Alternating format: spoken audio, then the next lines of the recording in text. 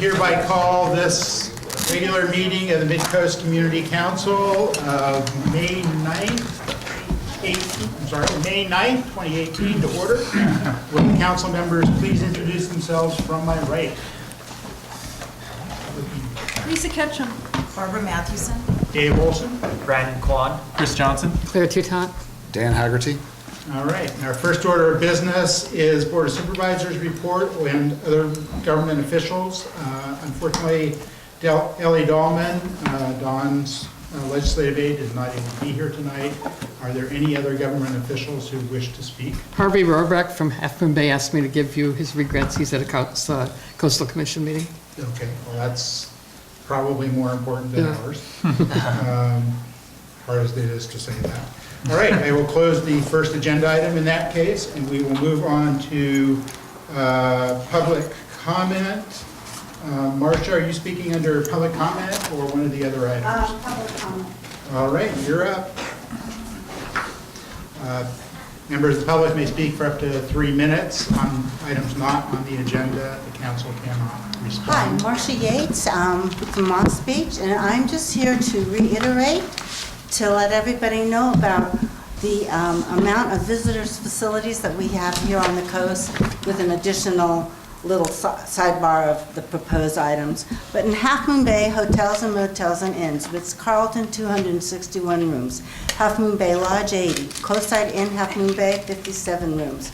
Beach House Hotel, 54 rooms.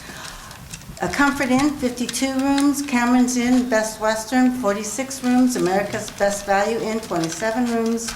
Zabilla Bala House, 17 rooms. Half Moon Bay Inn, 15 rooms. San Benito House, 11 rooms. Nantucket Well Inn, 7 rooms. Millrose Inn, 6 rooms. Half Moon Bay RV Parks, Pillar Point Harbor RV Park, 48 sites. Half Moon Bay State Beach, 50 sites. Half Moon Bay Cameron's RV Park, 56 sites. And the Pelican Point RV Park, 75 sites. Half Moon Bay Campgrounds, Half Moon Bay State Beach, 52 campsites, and Sweetwood Group campground space for up to 50 people. In the Midcoast, the hotels and motels and inns, Oceana, 95 rooms, Cypress Inn on Miramar, 18, Harbor View Inn, El Granada, 17 rooms, Seal Cove Inn, Moss Beach, 10 rooms, Ocean View Inn, Montara, 8 rooms, Inn at Maverick, 6 sites, Pacific Victorian B&B, Miramar, 4 rooms, and Point Montara Lighthouse and Hostel, 6 rooms with room for 30 beds. The proposed hotel in Half Moon Bay adds another 147 rooms, and the Midcoast proposed RV park is Harbor Village RV Park at Pillar Point, 50 spaces. Tonight we're also addressing a hotel which adds another 100 plus room, 260 rooms, and then don't forget Big Wave. All these things are going to impact our drivability and the accessibility to the beach. And I think that we forget how many things are going that we already have and how many pieces are coming up. So this is just a small list, and that doesn't include all the other infill, the new homes coming up and people building more homes. So I just want to let everybody remember how dense everything is getting here on the coast side, and don't forget that the more building that we don't have infrastructure for is going to add to our sewage and to our water demands and our traffic safety. So thank you. Thank you.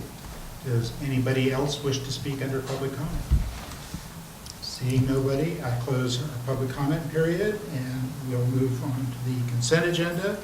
We have one item on the consent agenda, the minutes for the meeting of April 25th, 2018. Do I hear a motion? I move we approve the minutes as they are. Second? I second it. All right, moved and seconded. All in favor? All right. Aye. Carries 7-0. Thank you. All right, and we are now on to our regular agenda. Our first agenda item will be the vision for Seton Coastside. Claire Toutant is sponsoring this one. And and talk to Tina Hahn and Mark Frosty about this. And we have a presentation. Mark, welcome. We'll go up to the podium there. They'll be able to get you on the audio. Yeah, thank you, Dave. I'm not sure I'll need a mic. It's for the TV. It's Oh, it is? actually for the video. All right, very good. So I just want to first thank Claire for the invitation tonight to be here. And as we're pulling this up, let me just introduce myself first. My name is Mark Fratsky. I'm the President and Chief Executive Officer for Seton Medical Center in Seton Coastside. I've been in healthcare for 35 years.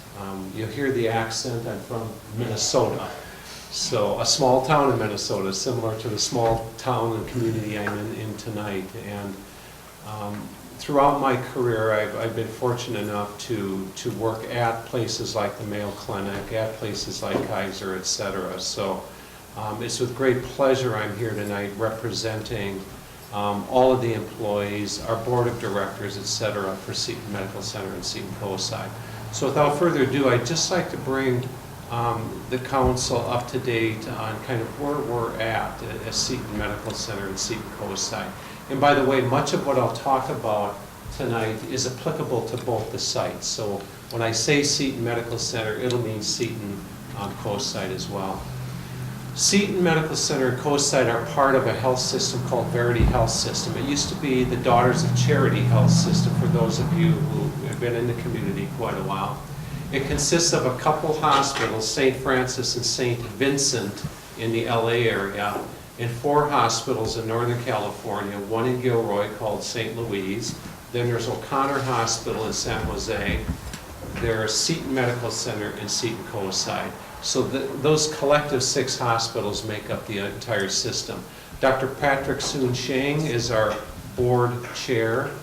He is the principal owner of the Verity Health System. And then Rich Adcock recently moved in, probably about 2 or 3 months ago, into the Chief Executive Officer role for the health system. Okay.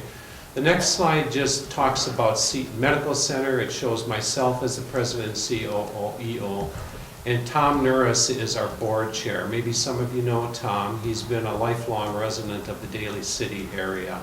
And he's doing a fantastic job as board chair. I've been in my role since approximately January, so not that long. Next slide, please. This just talks about our mission, vision, and values. They're fairly new, but we really, really believe that we can transform healthcare, not only in this community, in the Daly City, in the peninsula, but frankly, for anybody that wants to come and see us. And as many of you are probably aware, Seton Medical Center, at one time, in the 80s, 90s, and early 2000s, people traveled from all over, literally, the world to their heart program there. We believe that over time, we're going to bring back that quality. And you can see our values. We lead with quality, and we put the patient at the center of what we do. We believe in having integrity and passion for what we do, etc. And so I'm not going to spend a lot of time other than to say that when you come in, everybody will get the same experience, no matter if you walk through the door, any socioeconomic, any race, any gender, whatever, you're going to get great care from us at Seton. The best we can do. We're working hard on quality. Okay? The next slide talks a little bit about our focus. First, quality. I'll talk more about that, but we really try to keep the patient at the center of what we do. Our people, because for all of you who work in organizations or own your own businesses, you know that the organization can only be as great as the people that are working there. It's really important for us that we do everything we can to engage our employees and our physicians, which is number 3. We're really having a lot of our physicians step up and help us with leadership roles in the organization. We want to develop some institutes or service lines, whatever you may want to call these, but we've long been known for cardiac services. We're also building really good orthopedic service lines, spine surgery service lines, and our post-acute services. Now, Coastside is part of our large post-acute service line. We have 116 beds of skilled nursing here in Coastside with an emergency room. They're plump full today as I stand here. Every bed but one or two is full, and they'll be full very soon. Our emergency room, we see, I don't know, somewhere between 7 to 10 patients a day in the emergency room at Coastside. And if you take the 116 beds at Coastside and you add on the 40 beds that will be opening in skilled nursing at Seton Medical Center, along with another 40 beds of subacute, there's almost 200 beds within Seton Medical Center of skilled nursing beds. We're really proud of the work we're doing at Coastside, and the employees there are just fantastic. So a lot of good care being delivered there. And then, of course, financially, we have to be able to, we have to be financially viable in order to deliver on all this, right? So the next slide, we'll go, thank you, Dave. So our goal is to become a top quartile performer across the United States, and I really believe that that is what will separate us as a healthcare organization as we move forward. If we can keep every patient when they come into our organization safe, by that I mean you're not going to fall, you're not going to get a hospital-acquired infection if we can help it, you're not going to get surgery on the wrong limb. We really, really do everything we can to try to keep our patients safe, and we're working on it every single day. We want to be in the top 10% of hospitals nationwide on quality. Next slide. Our people, we've got fantastic employees, many of whom have been with us. I think the average tenure at Seton Medical Center is about 20 years for our employees. And that's great. They have all the wisdom and knowledge to really help move us forward. We just need to engage them and get them involved in the decision-making that's going on. Our senior team has done a lot recently in terms of trying to walk. We set our Fridays aside to do rounds within our hospitals and meet our employees and ask them what's going right and what isn't, etc. I hold employee forums every single month, both at Coastside and at Seton Medical Center. So we're doing a lot around trying to engage our employees. Next slide. In terms of physicians, we've got fantastic physicians, all the way from family medicine to internal med to very complex cardiac surgery and cardiac procedures. So it's a lot of work going on with our docs to engage them and bring them into helping us solve the issues of the day and make our organization better. I want our organization to look like one organization, not the employees in hospital here and the doctors here. We're trying to bring everybody together under one roof to really work together. Next slide. And in our institutes, as I mentioned about that, we really are working closely on our spine program, our ortho program, our cardiac program. We're going to explore, if there's opportunities for other kinds of programs too that may have once existed at Seton Medical Center but no longer do today. The question is there a market for those now? The next slide then talks about finance. We want to become a high-value organization for the people we serve by delivering the highest quality care. And if you lead with quality, your expenses naturally go down.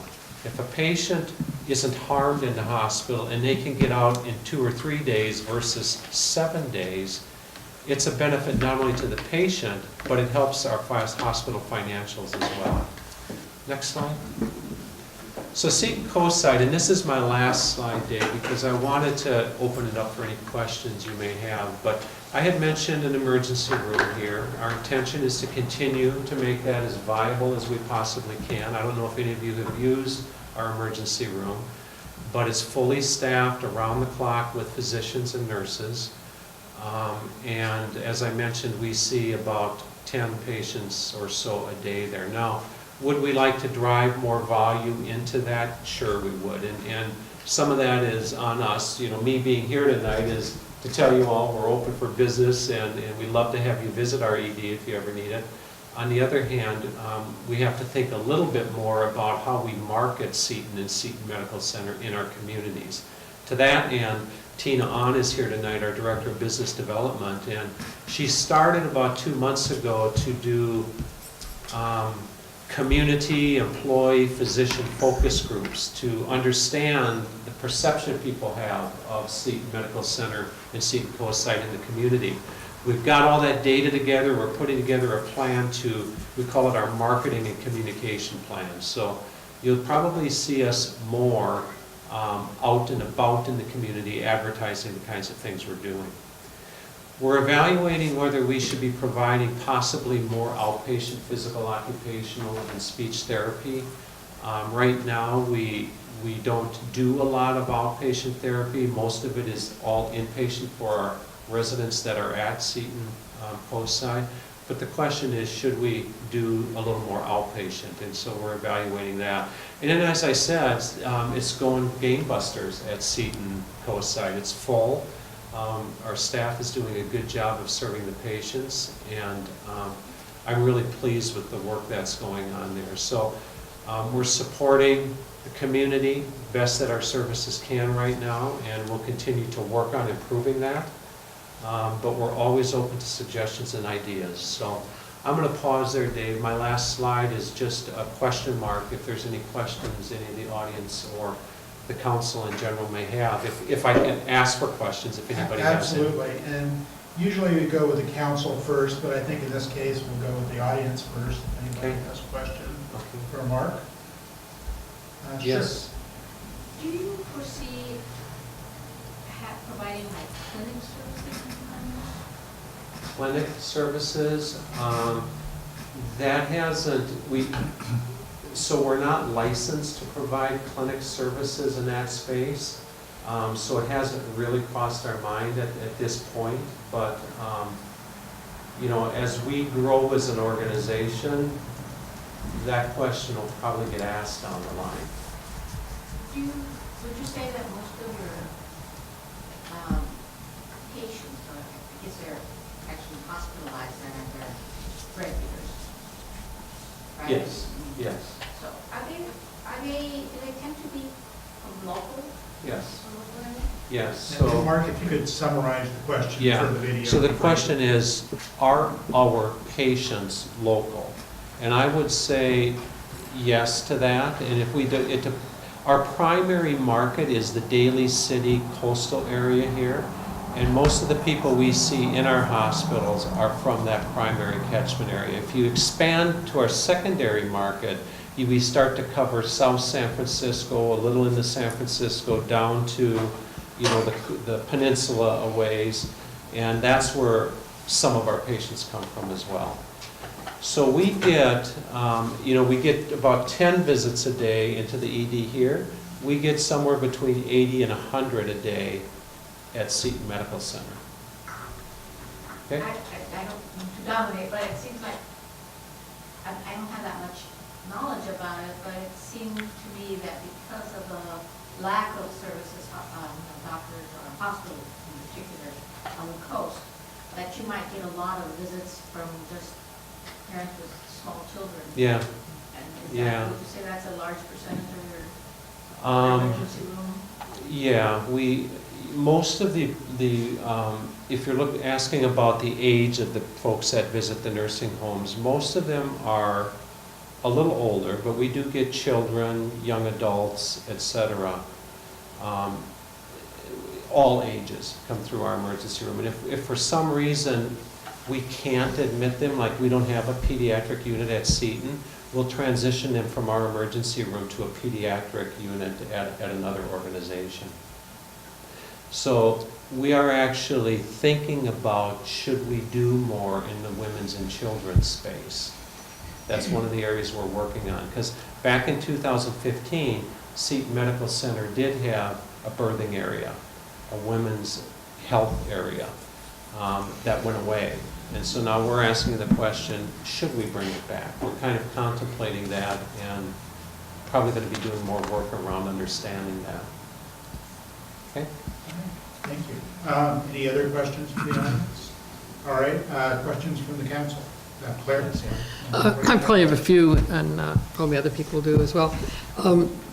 I'm actually a physician in Half Moon Bay, and one of the things that has in the past, I'm not as involved with this anymore, but is lab work.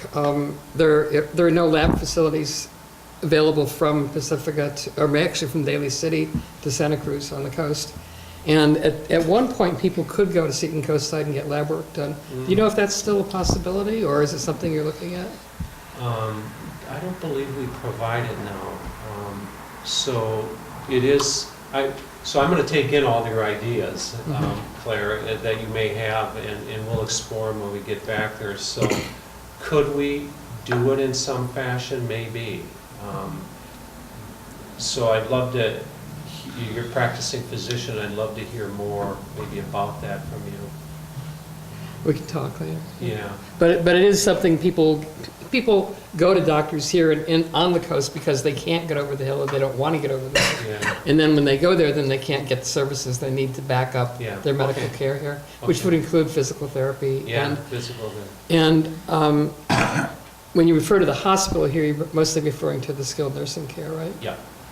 And I know that a lot of people come to the skilled nursing, I think, from all over the county because it is, Yeah. it has a reputation. Yeah. And one of the things I would also like you to do, if you're not doing already, is for people on the coast who need skilled nursing care. I don't think there's skilled nursing anywhere between Pacifica and Santa Cruz either, that people can stay in their own community. So we'd sort of like to see you make some sort of prioritizing for people that are local, so they can stay near their families. So Okay. that's all for Yeah, right now. thank you for that. I heard you. So you have a convalescent hospital here that's full, correct? Correct. And so the patients you serve there, are they mainly unable to care for themselves, or what state are they in? So yeah, I mean, it's in order to be in the nursing home, they need some level of care, as they can't care for themselves at home. So that the answer to your question is yes. Now, how much care they need varies, but many have, that's their home. So that's where they live. Some get well enough to transition out and get back to home, maybe with some home care or something. We're always working toward trying to keep people healthy, and if they improve enough, move them out of the facility. So this is mainly temporary, right? What's that? So temporary nursing care, or Some of it's temporary, but most of it is called custodial care, where they're there for their rest of their life. Got it. Hi, Mark. Hi, Chris. I just want to preface this by saying that I've been a vocal doubter of Verity and what's going on with Seton. So I'm not trying to be antagonistic, Yeah. but I have a couple of hard questions that I would like to ask you. I appreciate you Yeah. coming here and making yourself available. So the first one is, does Seton have any Seton Coastside? I mean, that's an important distinction for me because it often feels as if Seton Coastside is just an annex. I mean, is just an annex of Seton Medical Center. So does Seton Coastside have any plans to actually expand the ER facilities? You mentioned doctors on staff and stuff, but I've been there at 2 a.m. and there's one doctor that's, rousted out of the cot in the sleeping room, and, he's hard to find. So doctors and nurses on staff, I mean, there's somebody there, yes, but it's not like there's a whole host of people there, at off hours. So does Seton have any specific plans to expand the ER, or are they looking to downsize to Not looking an urgent down. care? Yeah, so good question. Thanks, Chris. No, to your second part of your question. At a minimum, we want to keep the level of care in the ED where it's at. Certainly, the ED and what is available in that emergency room, we can't treat there the worst of the worst. Sure. So Not a trauma, sure. It's not trauma, it's, the high acuity type of patient that comes in that's very sick might have to be transitioned, but our docs in the emergency room make that decision, in real time. Are we thinking about expanding it and making it bigger or something more grandiose? Not at this time we aren't, but it doesn't mean we wouldn't rule something out if conditions change in the future. But there isn't a plan to minimize it at all. Okay, I'm happy to hear that, but per the no plans to expand, the next question is, does Seton Coastside have a responsibility to be proactive about expanding services like the ER, given the ongoing development here, both Yeah. residential and visitor serving, on a weekend after some of these things that Marcia mentioned are built and are being built right now, after they're built and on a busy Saturday, when you can't get out the tunnel and you can't get out 92 and there's maybe a two-car accident, is Seton going to be able to handle that? Yeah, so I think it's a good question, Chris. And I think as the dynamics of the community change, so too do the services that are delivered to the community need to be reconsidered. So, what you're describing is somewhat hypothetical, but Sure. as I've heard tonight, all of the hotels and all of the things that are happening here, we too have to keep our ears into the community, like yourself and others, to understand what you believe the needs are. You can pick up the phone and call me anytime. No, really. And I just, part of my role now is to make sure, like I'm doing tonight, to get to our communities, to hear you all and understand what you're thinking now, but more importantly, as the community changes, what we might have to augment in the future. Let me ask a follow-up on that Yeah. one. So reaching out to community, I really appreciate that, and that's a good thing, but other than some people on the council here and some people that are really involved, most people don't hear about these things until after the fact. And so Yeah. do you have contacts at the county and the city of Half Moon Bay, liaisons in planning and public works that you're working with to see, okay, the population is increasing, the number of visitor serving rooms are increasing, we need to be in line with that? Not yet, I don't. I've only been here since January. But I would love to call you, or any of you, and you to give me advice on who you think would be good people for me to meet. So if you would take me up on that, Chris, I will call you. I'm always open to exploring connections that can give me information to get to know us. Okay, if I could just ask a couple more, I hate to ask so many. Well, actually, Yeah. why don't you hold on for just a second? Sure. Did you have anything that you Not wanted to really, say? I agree with Claire. I used to use Seton Coastside for all my lab work and mammograms even. And the last several years, you're discouraged from going there. They change the hours to, lower them. And so I think opening those services for the community would be a good thing. And I also agree regarding on the weekends here, I don't know that do ambulances take patients like for a car accident or something? Do they go to that? They don't, they go No, to Seton Medical Center is not a trauma center either. So if trauma goes north to Zuckerberg or south to Stanford, I believe. So we're not a trauma accepting facility either at Coastside or at Seton Medical Center.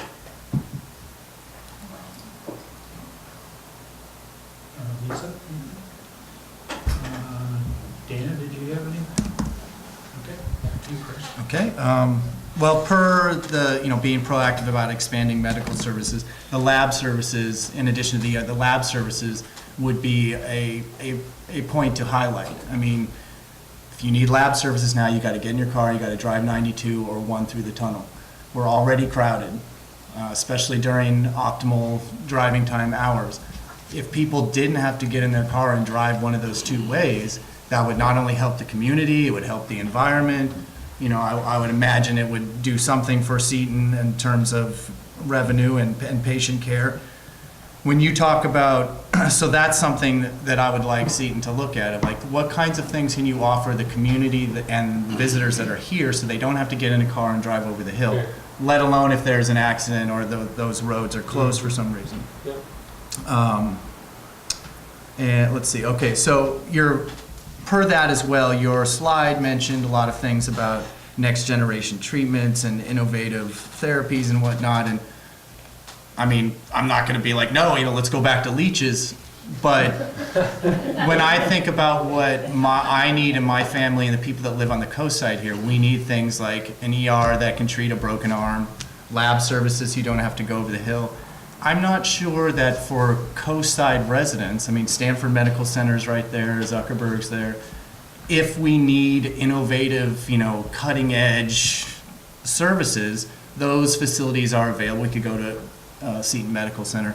But what we need here on the coast, I don't feel like I need the most cutting-edge innovative services. To me, that is a misplaced priority for the coast side. What we need here is the basic services so that a broken arm can get set without, or lab work can be done without having to go over the hill. So for me as a coast sider, that's the focus that I need here. And then I'll just leave it at one more question, as I really appreciate it, and I hate to take up so much time. Has Seton considered, or I guess Verity and Seton, support or have considered the formation of a LAFCO hospital district for the coast side? Of what? A LAFCO, that's special districts that are set up for specific purposes. I have no Yeah, I idea. guess that would be a no. No, I don't. Well, you haven't I- considered it if you're not. No. Yeah. Okay. All right. It's something, Okay. Thank you. And Thank you very The much. reason I say no is I just don't know, I don't know the ins and outs of that, Chris. No worries. And we have one more audience question. Yeah, I'm sorry, I sort of spaced out when I had my chance. Once a month, I go to what's known as the Coastside Emergency Action Program. And we usually have a representative from Seton on there. And it's a local group that plans for any kind of disaster, be it an earthquake, a tsunami, or when the coast would be cut off from the rest of the county. Obviously, through the transition, we lost most of the contacts we had at Seton, and no one shows up. I'm not asking you to commit to going every month, but it is a good time to sort of get acquainted with people that are involved in dealing with disasters, of which Seton would probably play a huge role if we were cut off from. Did everybody hear the question, kind of thing? Yeah. And so that group still exists? Oh, yeah, yeah. And you're still meeting at Coastside? No, we actually, we meet in Halfmoon Bay at what's known as the EOC, the Emergency Operations Center, which is next to the police station. So there's nobody now from Coastside on it? No, I think it's been a few years since someone's been there. Okay. We'll look into that. How long is it? It's been a few years? It's someone from Seton been there. Okay. The organization's been around for over 5, maybe 10 years. Okay, good to know, thank you. Okay. And Claire, did you have one more follow-up? just one really quick one. Yes. Since we're representing the community to county government and vice versa, I hear that the county in some way supports Seton Coastside. Is that simply in that they provide insurance for some of the people there, or is there a direct connection? Yeah, no, we have, the county of San Mateo has a health plan. Yeah. And so, we treat people that are on multiple health plans, including that one. Okay. So thanks, Dave. All right. Thanks, Thank you, Mark. everybody. Thank you, Mark. Gina. Appreciate it. We Yeah, thank you, appreciate Mark. Yeah. the effort and the information. All right. Moving on to our next agenda item. Pretty much everything else on the agenda, except for our last item, is planning related, something we spend a lot of time on. So this item is somewhat of a lead-in to the following agenda item as well. Lisa has put some effort into this. So this is best use of the highway shoulder on the west side of downtown Moss Beach. Lisa, take it away. Thanks. So, this is Highway 1 Safety Mobility, west side, Moss Beach Village area. Let me just address the word village. This is just my word. Basically what I'm talking about is the neighborhood commercial district in Moss Beach, or downtown Moss Beach, or whatever you want to call it. But I thought village sounded good, but it means nothing more than that. So, yeah, don't read anything into that. So, basically, we wanted to comment on this proposed mixed-use building, and also the council's been involved in trying to get some issues addressed at the Chevron station, and then the topic had come up about the restaurant as well. So trying to get a feeling what the community thinks about these issues. We have policies and recommendations out there. The Highway 1 Safety and Mobility Study says limit highway access openings to improve safety and mobility. The LCP has a policy about limiting driveway connections. And Caltrans also considers this an expressway and very strict about, supposedly very strict about highway access. They're supposed to use side street if they have that available. And then, okay, so we have neighborhood commercial zoning.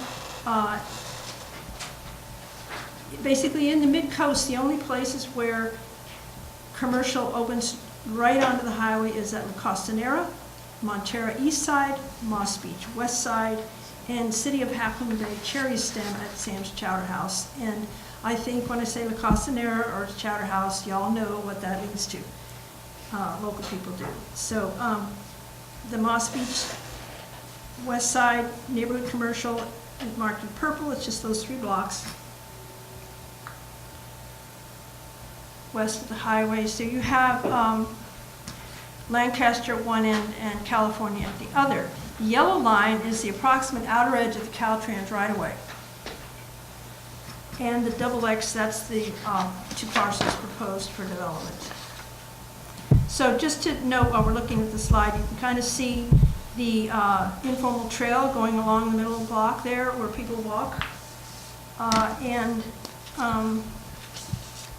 You can also see the dirt marks where shortcuts happen at all the corners, wherever there's nothing getting in the way.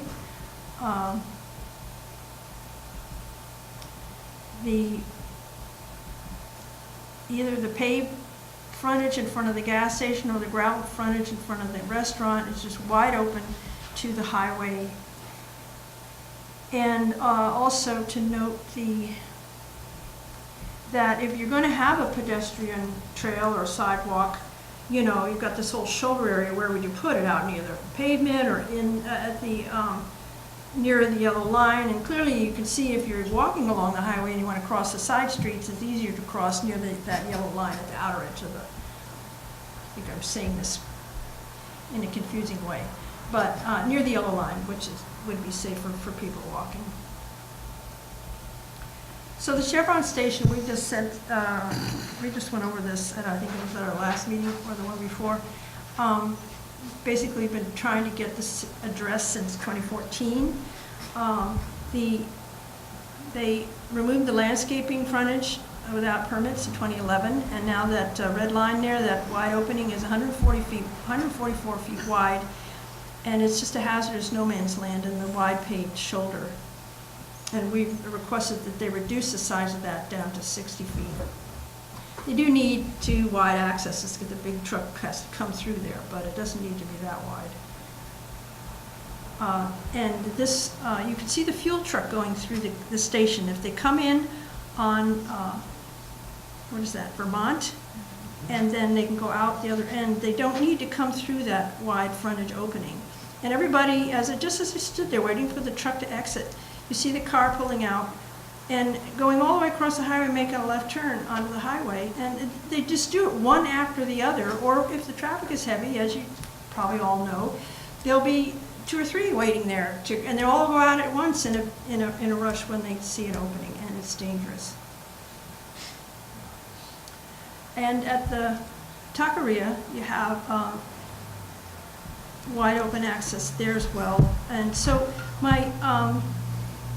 well, actually, there's a lot of issues going on there. You've got the shortcut coming in from California. You've got, well, anyway. So I have some questions here that basically, as we discuss this slide presentation, I want to know what people, they're all looking for a yes answer, because basically if the answer is a yes to these questions, then I've drafted the letter correctly. So, should Caltrans close off this open access at the pavement where the red arrow is for safety reasons, diverting vehicles to the side street access, but allowing the historical use of the right-of-way for parking in front of the restaurant?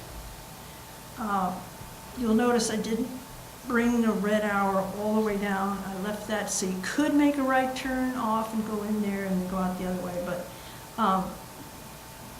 And then also, should this type of open highway access and parking in the right-of-way be prevented in the next commercial block where it's all nice and green in front of the new development?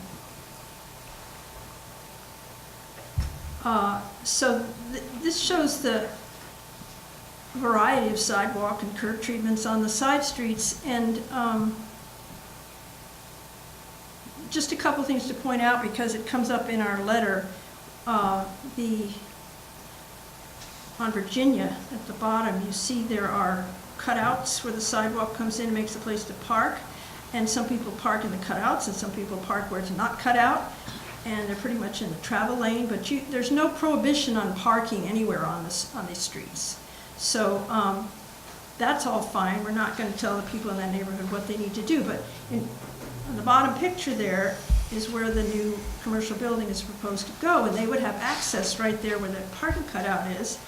And then, because I've seen in the aerial images, right next to the intersection, somebody's parked right out there in the travel lane. So some of the suggestions that we make in the letter relate to the configuration of that sidewalk, is all I was going to say. So this is just a piece of recent history that happened, is sort of waiting in the wings. We had this is not the Connect the Coast side, this was a crossings project where we looked at Midcoast crossings up and down the Midcoast, and after several years, this was the selected choice for Moss Beach. And there was another choice for Montera at 2nd Street, and then there was Graywell Cove. And the decision was made that these would be done in phases, and Graywell Cove is going first, so nothing else is going to happen until that's done. But Moss Beach is second. And so someday, maybe we will have a crossing in Moss Beach. And the reason this was seen as desirable to have this raised median refuge in the middle of the street is so that you can cross one direction of traffic at a time and wait in the middle.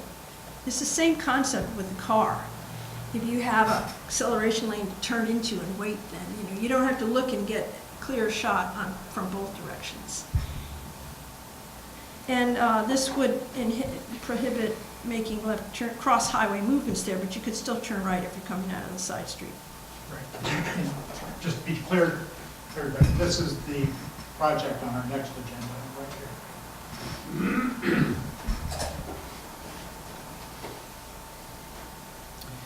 So, Highway 1 Safety and Mobility Improvement Study suggests adding a sidewalk to serve pedestrians on the west side of the highway between Cypress and California, which is the village area, the downtown area. It doesn't come up on the east side because you've got a frontage road there. It's not an issue. So whether this is a concrete sidewalk or a different surface, basically it's a place clearly defined for people to walk and where they feel safe.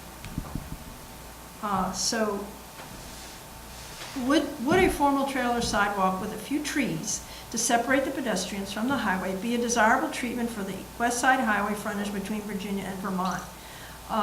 This is the section that's going to be developed, and at least where the yellow line is. And also I looked, there's no power lines along the highway there, so if you did put trees, you wouldn't even have to butcher them around the power lines. So that's another question for the letter.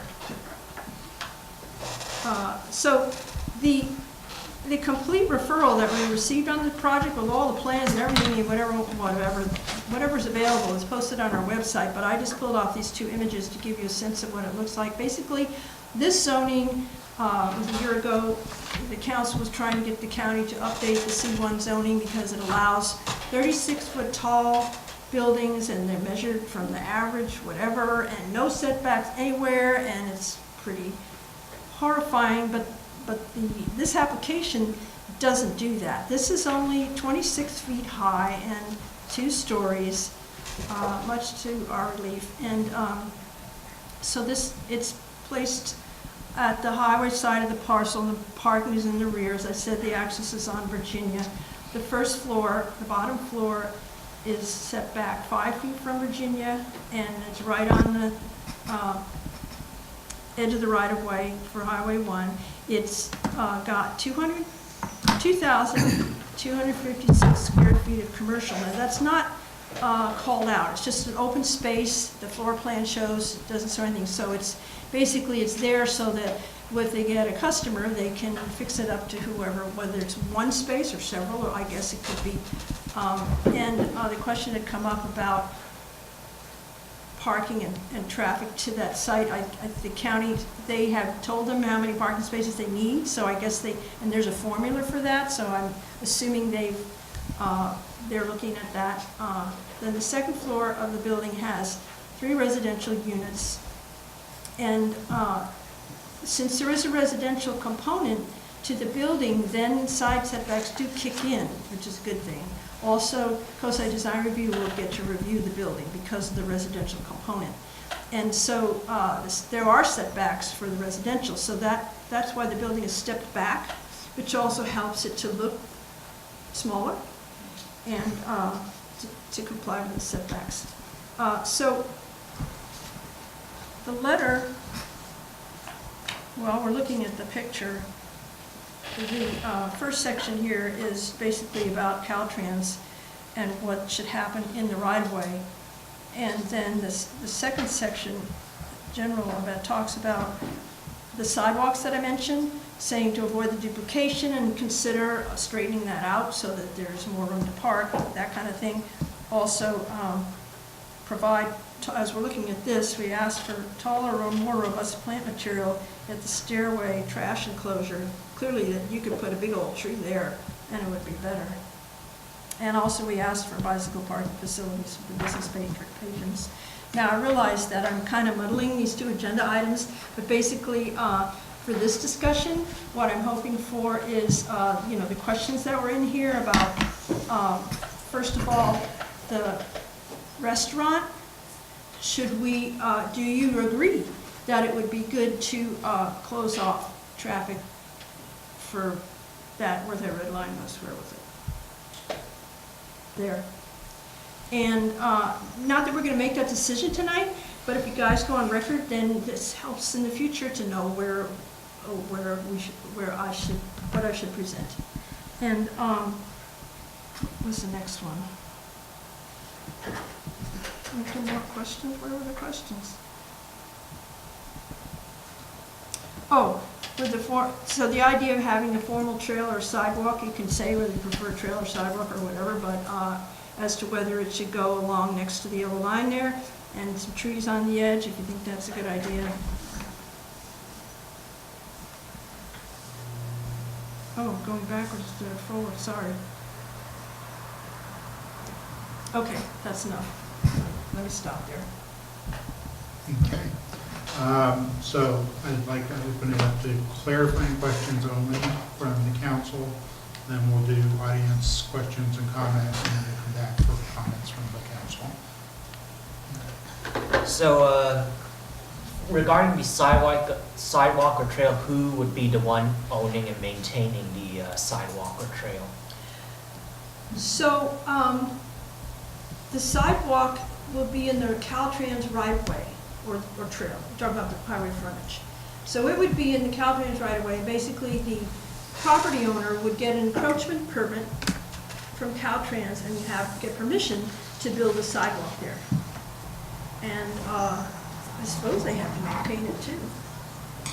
And so let's just say someone tripped and fell. Would they be suing I don't know. Caltrans or both of them? The county ordinances on that are not as clear as Half Moon Bay and some other cities, so nobody knows.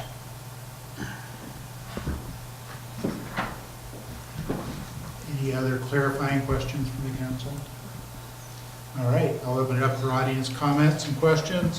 Bill is the only speaking slip I have, so you're up. Lisa, could you go back to the slide that had the highway? Yeah, that, perfect. So I like the idea of trying to kind of formalize the whole Moss Beach Highway 1 business frontage mess, for the lack of a better word, into basically making a what the law states. I've lived in Moss Beach for 33 years. I can't tell you how many times I've seen people come flying out on the dirt side at the Taqueria onto Highway 1 to go north, kicking up dirt, scaring the hell out of anybody going north or south, because there's no stop sign, and I think I have time, and I can do it. Likewise, at the gas station, I've seen tractor trailers pull in there, basically blocking the view, so if somebody's sneaking out on the south side of it, the drivers coming south are on top of them before they even know they're coming out there. They shouldn't be parking there, but I guess you can't stop all of that. I would ask you to modify the letter to say that that treatment should extend all the way up to California and stop that erosion that's been going on there. I just saw on Tuesday, somebody coming out of the Taqueria and doing the shortcut over to California to go south. Not only should there be a sidewalk there, but I believe that's a separate lot. Somebody should lay down a log there. And we asked Supervisor Horsley, I was with the Vesprimis when he was doing one of the substation things, and we did a walk over there and showed him, that's, it's illegal. And they do that because they don't want to go out on the highway, but there's just a short block down, you can go down and over onto California. There's a side street down there. You don't even need to go out there. So I would like to see that. Now, sidewalk or trail, I believe, and maybe Carl knows this better than I think if it was a trail, then you kind of sidestep the lawsuit issues. If you put in a formal sidewalk, then somebody trips or whatever, well, now you've had intervention, and so it brings up the responsibility of the property owner or the person who got that, the lien to do that. But my lawyer, Leonard, is not here tonight, so I don't want to speak without authority, but I think that's the case. And so I would lean maybe more towards an informal trail with trees to sort of separate let me that. clarify what the Okay. what the proposal was a formal trail. So it would have some improvement, might have DG fines or something there, just Okay. not, and so the lawsuit thing wouldn't change because you've improved it. Okay, well, like I said, I'm not a lawyer, I have to Well, defer. we might even come under the Caltrans Complete Streets Yeah. program and get Caltrans to own it, even if they're not the ones funding Yeah, it. I'll tell you, I'm not a big fan of sidewalks, especially the ones that have the cutouts and the driveway dips. I wear trifocals, and so me looking down this way, it's kind of for reading, so normally I'm walking along, I don't notice that unless I walk around with my head down. Being an ex-New Yorker, I don't like to do that because that's like a perfect target to get hit off the back of the head and robbed, so I'm usually looking up and out. And just as a side, I tripped over a curb in Half Moon Bay, and I've been limping for like 3 or 4 days now. My back is killing me. Yeah, sidewalks, as you get older, the hell with it. I feel more comfortable on the earth. But I would like, if you could change the letter to extend it up to California and stop some of the nonsense with the taco stand. And likewise, I fully support what you want to do with the gas station there. That whole open space, it's like the Wild West sometimes with people peeling out of there. Like I said, 3 or 4 cars will get ready, and they don't even have the space for 3 or 4 cars to get out there. But when one goes, they know the other people are going to. So it's almost like they bully their way in. And unless it's some poor, unsuspecting person who's not used to the Wild West or the coast side, and then that's actually, that space between the taco and the gas station has been when most of the accidents have been in Moss Beach. So just to clarify, you're saying that we should ask for them to close off all the way? Yes, yeah, because there's a big drop off there. What about this? This okay? Yes, yeah, that's private property. That shouldn't even be allowed. I don't know who the property owner is, The but. problem is, well, okay, we're trying for Sure. consensus here. Sure. So the So- more you push, then we're gonna have controversy. So What could you if live I with? could only get one thing, I would stop all the stuff on Highway 1, because where that red line stops, Yeah, and you've probably been out there more recently than me, it's been a month or so, there's a fairly big drop off there, so anybody trying to get off well, Highway 1 can go in there. Caltrans maintains that. They come by every so often and fix the gravel to It's- protect the edge of their pavement. Well, yeah, but it disappears pretty, I'll look tonight when I go home, because I turn east on California, but it's usually, you know, it's more than a curb going down. So the cars, the trucks I see are raised up pickup trucks jumping in there. Anybody in a normal, like, pedestrian car goes down to Virginia and then turns back in that way, which is what it should be. You know what I'm saying? And they have a stop sign there, so anybody coming out has to come to a complete stop, I know this is the coastline. But, you know, legally they're supposed to do that. Down here, there's no control. So, yeah, I would like to see that. That would be number one. Number two is if you could throw in an extra red line on the California side, fine. But if it's gonna be too much hassle, we'll battle that another day. When Yeah, I my mean, car dies, I basically- think I'll park it down there. Basically, Caltrans is saying if you are on a corner, you should access from the side street. Yes, But they yes. don't enforce that, No, I know, obviously. but so. But this, you'll- in this case, they do have fairly large trucks that want to come in and have lunch, and they could still make use of that, this section right here. And then, It just- then they it could just go out keeps- over here. It They could just, also do it from here. A truck can manage that. All right, well, as we But that's continue not with the formal. conversation, I was just questioning you because I anticipated there might be some objection to this one part here. Yeah, my- I won't name names, but, I would say the more you could do to block up that, the better. okay, that's You good. know, it would also give us a more consistent story, maybe. Yeah, and large We're not trucks, asking them to close off the entire front of the Chevron station. no, we should. No.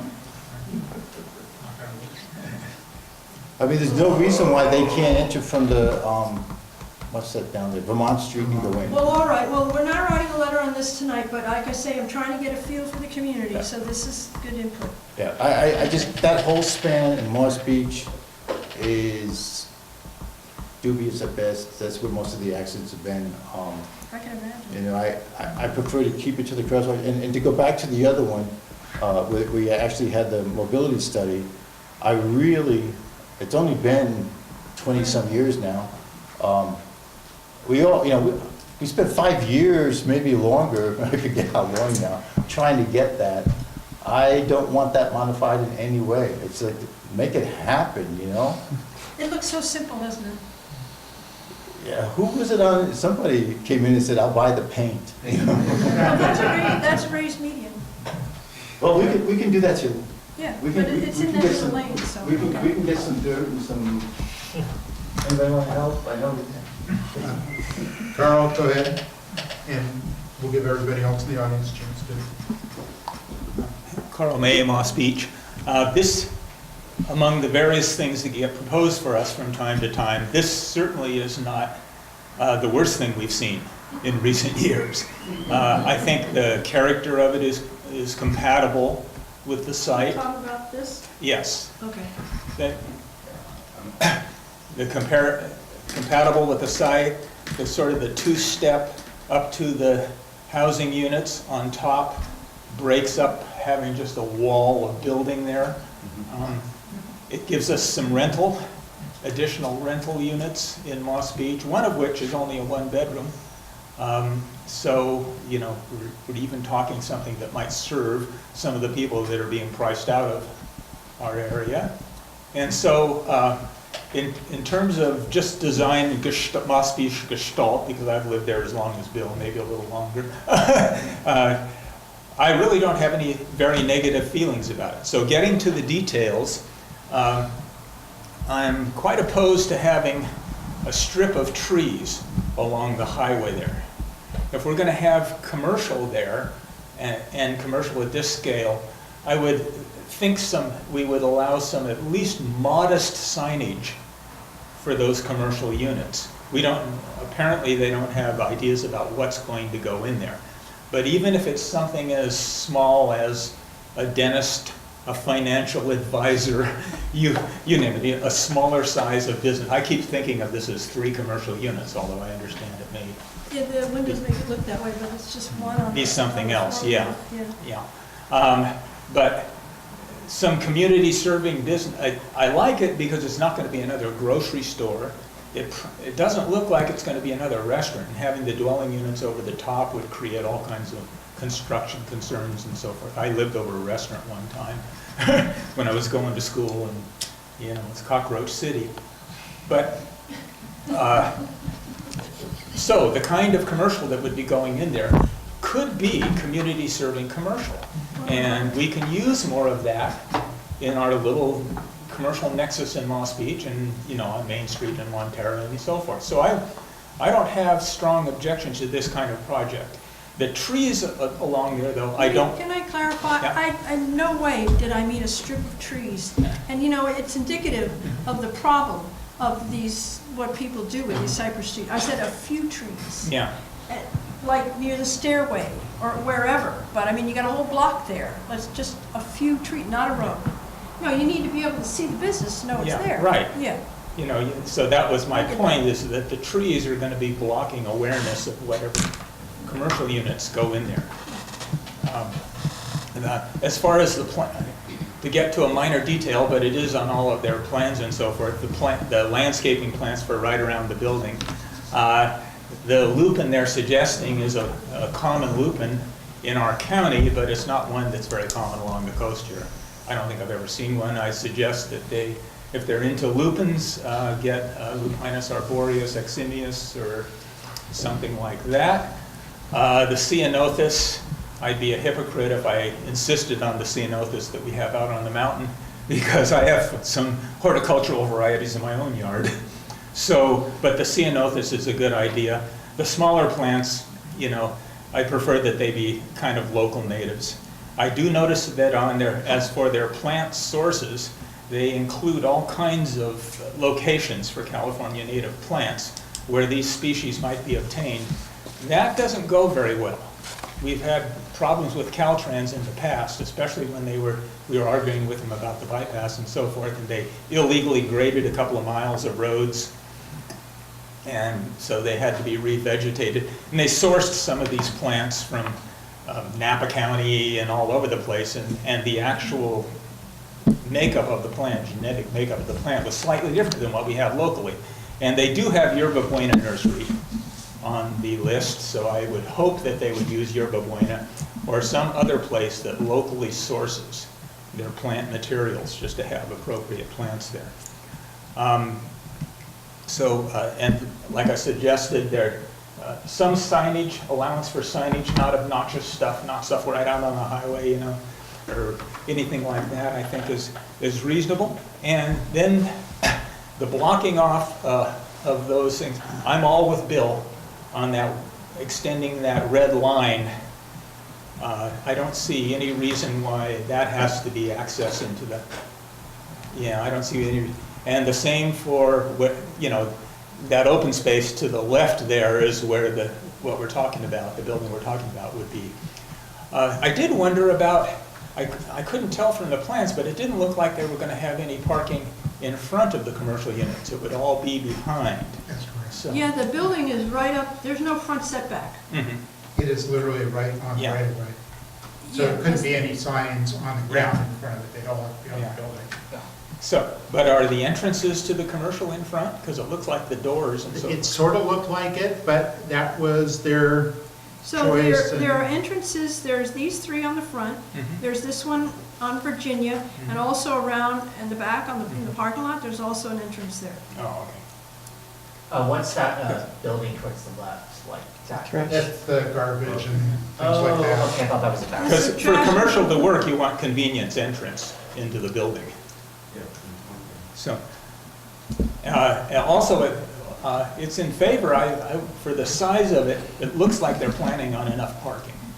And I'm assuming the parking units that are underneath the dwelling units are for the dwelling units. There's actually garages Yeah, for right. the residents, and then the Yeah. open parking is for. Yeah, there's 5 spaces under the dwelling But units. there's comments in there already from DPW about, they gotta rework that. So this may change, and hopefully it won't change so much that they decide to add a third story, that's. Yeah, oh, yeah, no, Because, that- and also and like I said, even when they get done fulfilling the requirements from DPW and all, then it's gonna go to coastside design review, and that's where you can get into things like the landscape plants and stuff like that. Is 28 feet still the height limit? The height limit is 36. Oh, okay, so, Because it's here we have C1. one of these rare instances where people are coming in under. Well, Yes, that was what we This this is appreciated. the first thing I looked at when I saw these plans, I said, oh my God, is this a mistake? We're blessed. Yeah, so. Thank you. I get so wrapped up, I didn't comment on the building, but I fully agree with everything that Carl said.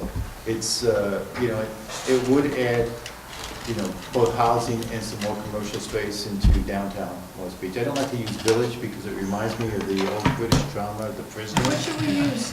I euphemistically call it, downtown, but that's just a city joke to me. Never mind, you can call it whatever you like. It is sort of a joke to say downtown Las Vegas. I know. Yeah. It seems like an oxymoron. We should call it Moss Beach Center. I'm not gonna get into names, I hate naming things, call it Charlie. But I agree with it. It really isn't that bad a design. It's, and it's, could be, could actually do something, cut more of the traffic down.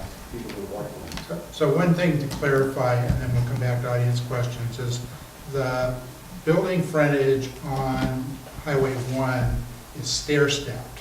So it's not completely parallel to Highway 1. So each door is in a little triangular stair-step away from Highway 1. So there's a space between the highway and the door.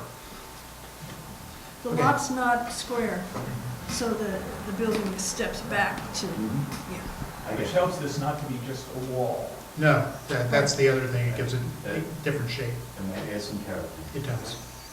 All right, anybody else from the audience want to comment on this? Yes, Well, please. I'm just wondering, are we merging these agendas? Yeah, it sort of looks like that. So, Yeah. Sure, don't worry about it. I will be flexible on this. The two agenda items are intimately tied with each other, so feel free to speak on either one. Okay, thanks.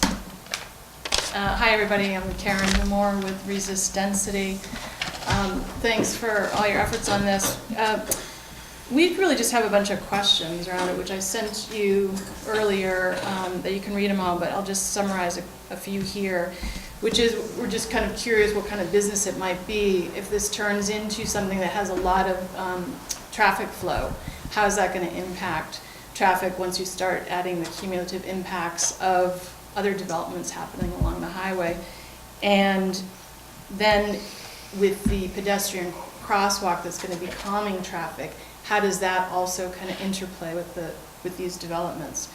I don't know if that you need to do a traffic study on this based I on don't think what it's type. big enough for that, but I'm not sure. Yeah, what type of business it is. But that just comes up for us, as you know, we're really focused on the cumulative impacts of all the development going on. So even something that seems relatively small like this could start to go. And then the whole village concept, that was just a question that came up for us. Is this sort of setting encouraging that we're building a village center in Moss Beach that's going to be a place that's. Well, I have to say, you look at the zoning map,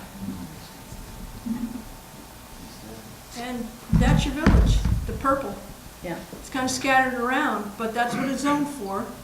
And you're able to have mixed use, which means residential on the top floor, as long as that doesn't exceed the square footage of the commercial.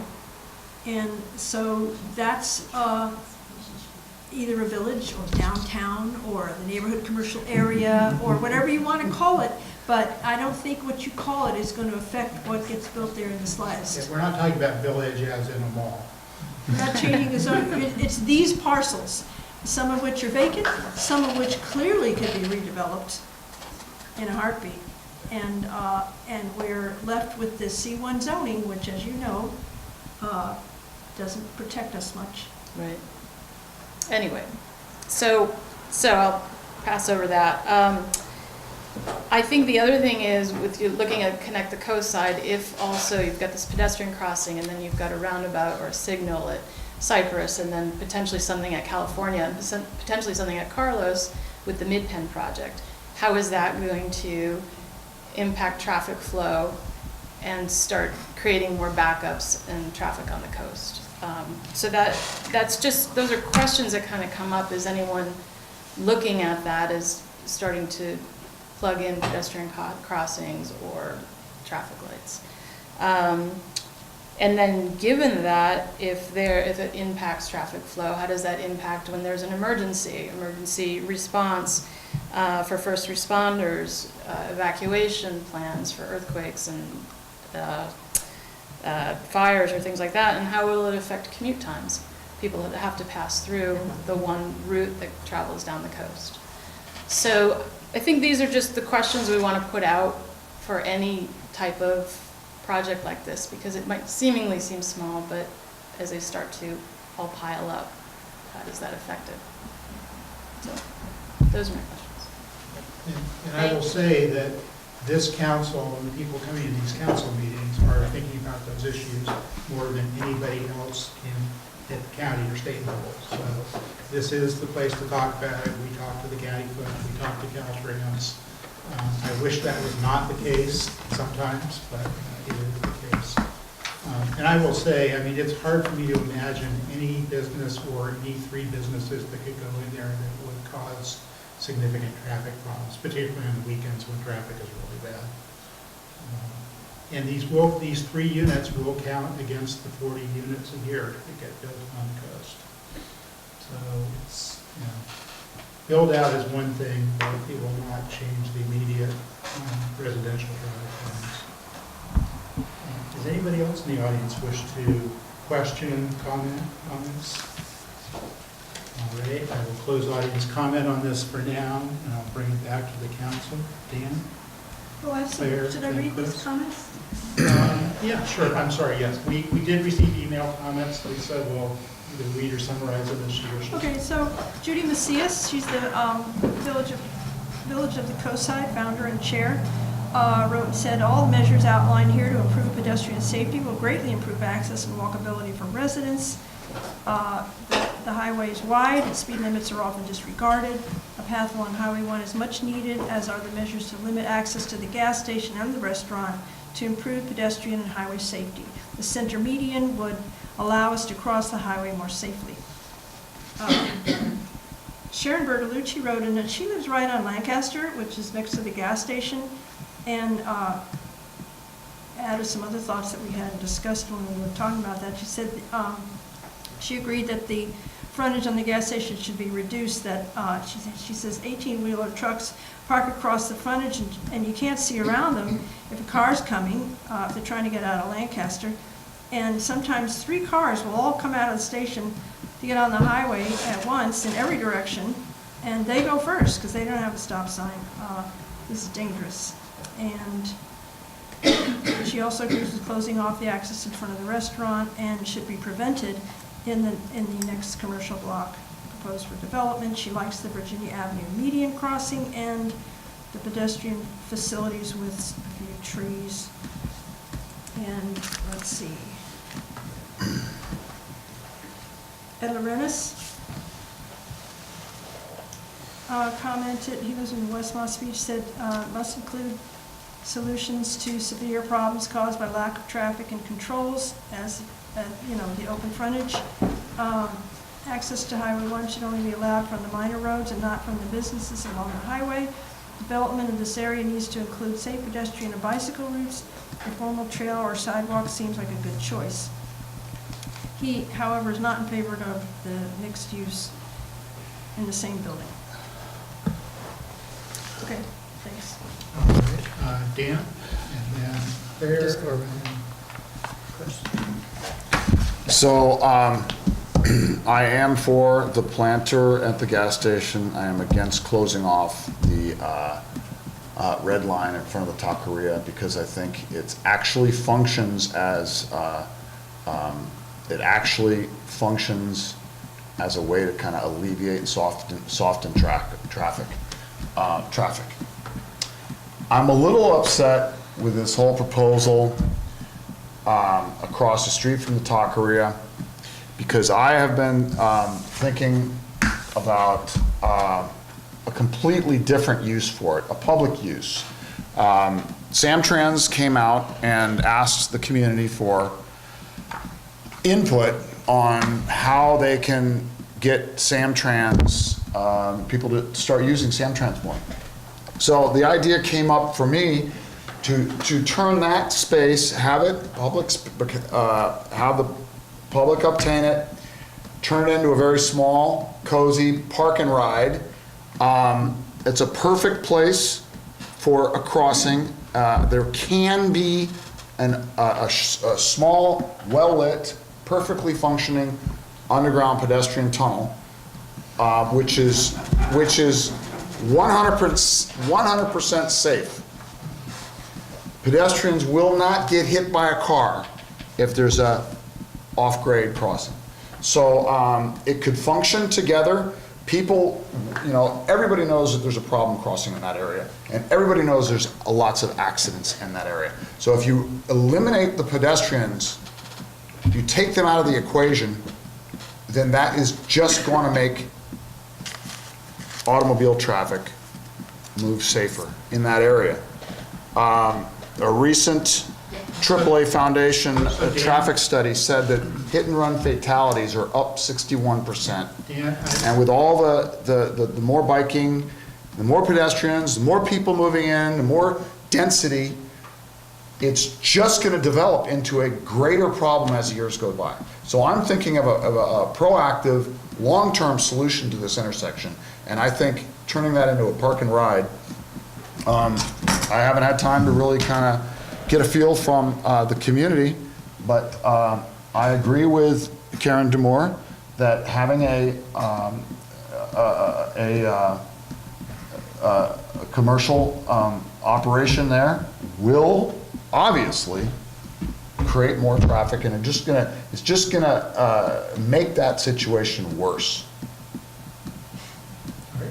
I will point out that the developer already owns the property. So if you're looking for a park and ride, I would suggest finding one of the other 4 or 5 lots. Eminent along that domain stretch. can take place if there was public will and will within the county. It is possible, it's not too late. There will be no county will to take eminent domain on somebody who's already in the development process. I can tell you that. All right, Claire? Okay, very briefly. I'm sure that you meant to imply this, Lisa, but it's silly, I think, to have a trail or a sidewalk in front of one block when we really need it on 3. So I'm assuming that putting that sidewalk there is an opening to discuss putting a sidewalk along all 3 blocks. I'm hoping that that's the case. So basically, this is, if you attach these kind of conditions to a development, you get the property owner to pay for it. Right, I know it would take several steps, but Yeah, this is the first step. visually it would say, look, here's what we need, it's working so well, Yeah, we well, should do So it. there's 2 things here. I want to gather this input as to whether people agree with the mobility study that the whole section on the west side from California to Cypress should have a sidewalk or trail, ultimately. And also, we want to have comments on the early referral for this building, that they should have such improvement in front of their building. Okay, I support that. I think it's right now, as people have pointed out, almost impossible for people to walk down that street. And anything that could improve that would be great. I'm also questioning that part to the north of the Taqueria. I don't know, that looks like a separate lot. I don't know that the Taqueria even owns that, where all the extra little streets come through. So that would be another issue that we may not be able to address. I think leaving that little bit open is probably okay, but I would think the person that owns the land might have something to say about it. So we should not say anything about this, but we should say something about this. I am okay with leaving that part open. That part too, okay. Which, I don't know, which one are you talking about? Can you see the arrow? Yes. I'm okay with leaving that open, Okay, but closing the rest of it is quite appropriate. okay. So by okay, do you mean you could go either way, or you prefer that it's... I think it actually makes sense to have it like that, because people could access I'm from just the trying to highway. clarify so that there's... It's difficult to get into their facility from the side street. A lot of times it's just a little cramped, and if you've got a big truck, I could see that might be appropriate. I think if you're just exiting to the right, it's not a traffic issue at that point. And it is convenience if they're parking there. Mainly is to get them to go out on Virginia. Exactly, I agree.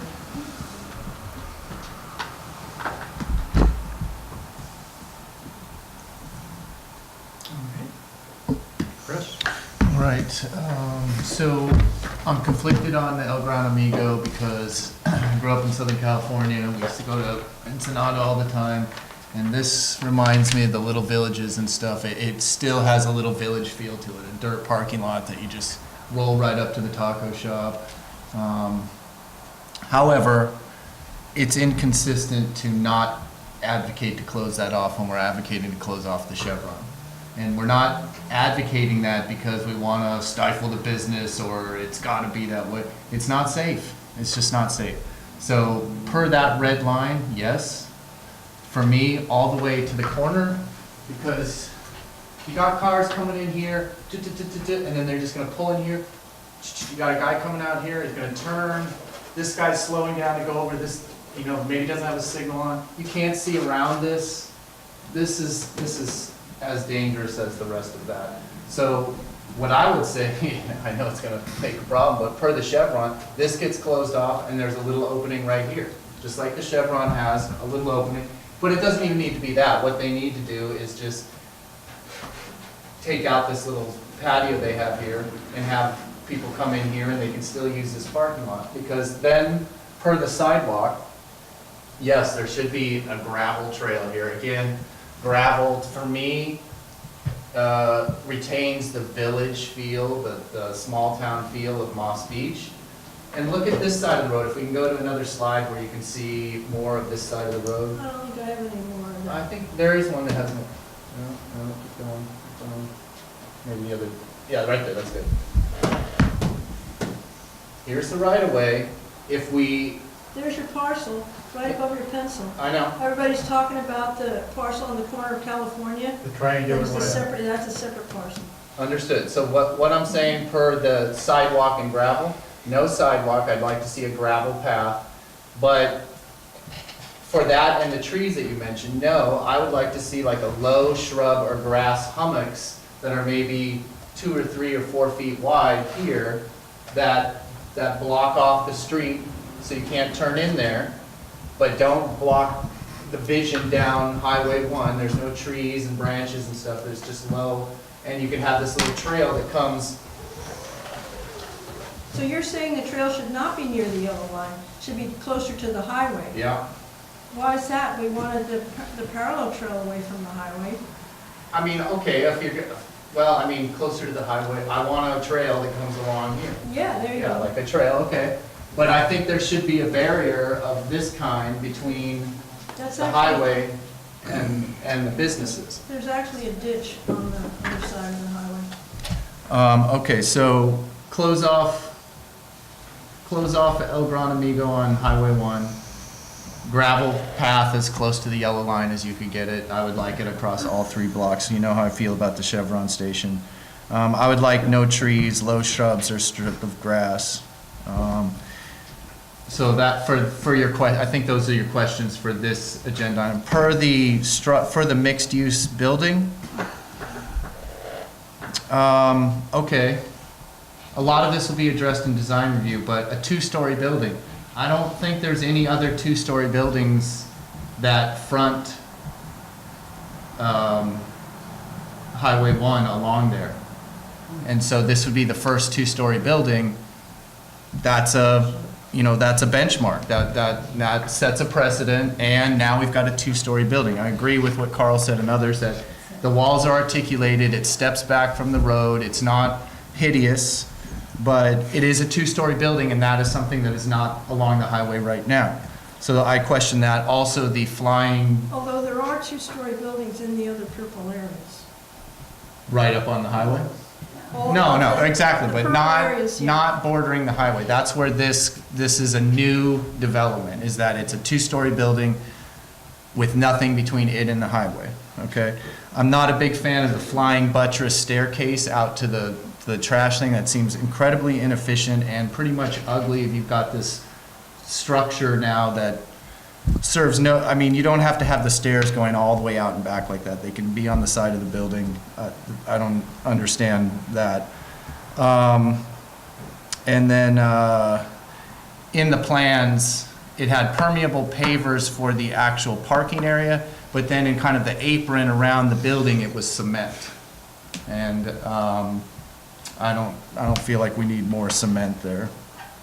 So there's a lot of other things with regard to that building that I think that design review is better to speak to, because it will go to design review. Okay. One last thing about that project. I don't think it's gonna, since it's only 26 feet, it's not gonna raise it above the height limit, but reading the permit, the applicant intends, quote, to raise grade and building pad at building pad. But the site plan shows the height from existing grade. It shows it in this 20, whatever I said. Height from existing grade, but he plans to Yeah. raise the grade to make a building pad. But Well, the look at the existing plan, grade is you'll still see what I staying the mean. same. It's got all the elevations there, and the building is where they're set, from existing. You'll see, it shows existing and raised, it's shown all on there. Okay. Well, that's something that design review would look at. Why are we needing to grade on a pretty much a flat lot? Okay, I guess that's all I have for me. Thank you. All right. Anybody else? Barbara? Aren't you going to ask me? I'm trying to go back and forth. You're trying to miss me. Anyways, I do support the mixed-use project, although for the housing, I would have liked to see it be single housing units. I mean, I would like to see everything in the community be single housing, single units where there's single family living in a house with a front yard and a backyard, and that be a other than that, I have no problem with the commercial. It looks good, lots of windows, but I do wish that there would be, that they didn't use the residential, as I preferred residential be just single homes with front yard and backyard per address and unit. And I do not support a sidewalk. Regarding a trail, I would only support it if Caltrans would take responsibility for it. I do not think that due to the ambiguity of how the trail or sidewalk works, it would work that well. So I think I would leave out the sidewalks or trail for here for now. I do support the if there's going to be a cordoning off for the gas station, there should be one for the taqueria as well. I would assume that that the red line shown on the slides would be sufficient, and pretty much it. So basically, the 3 point is I support the project, although I wish that they didn't have residential units. Number 2, I do not support the sidewalks or the trails. And number 3, I do support the cordoning off the taqueria. All right. Still anything, Barbara? Then I will speak. I was quite happy to see a developer come in out of the blue with a project that's something I think we need. I think we need more apartment units on the coast. We're very short of it. Many people cannot afford $4,000, $5,000 a month to rent a house or to buy a house. I don't know yet what's going in commercially there, so I can't speak to the commercial aspects, but I'm not at all opposed to commercial. I think that even if we manage to get that raised median built so people cannot come out of Virginia and turn north, that if you also get the roundabout at Cypress, that's great. They turn right, they go to the roundabout, and they go north. There's already quite a few people who come out of California Avenue, go north and turn right, and then make a left turn and then cross and come back and go right, because it's the safest way to get across the highway. So I think that works well. I am in favor of some kind of a walking path, whether it's an actual sidewalk or packed dirt or decomposed granite or whatever. I do think asking the owner to do that is a good condition for the owner. But I think we should also make sure that when we talk to Caltrans about all of this, that we start voting the Complete Streets program. It's the kind of thing that was designed for communities that are split by highways, for those who don't know about it. The coast side has gotten not much of anything from it. Half Moon Bay is going after some of that money for their Highway 1 projects.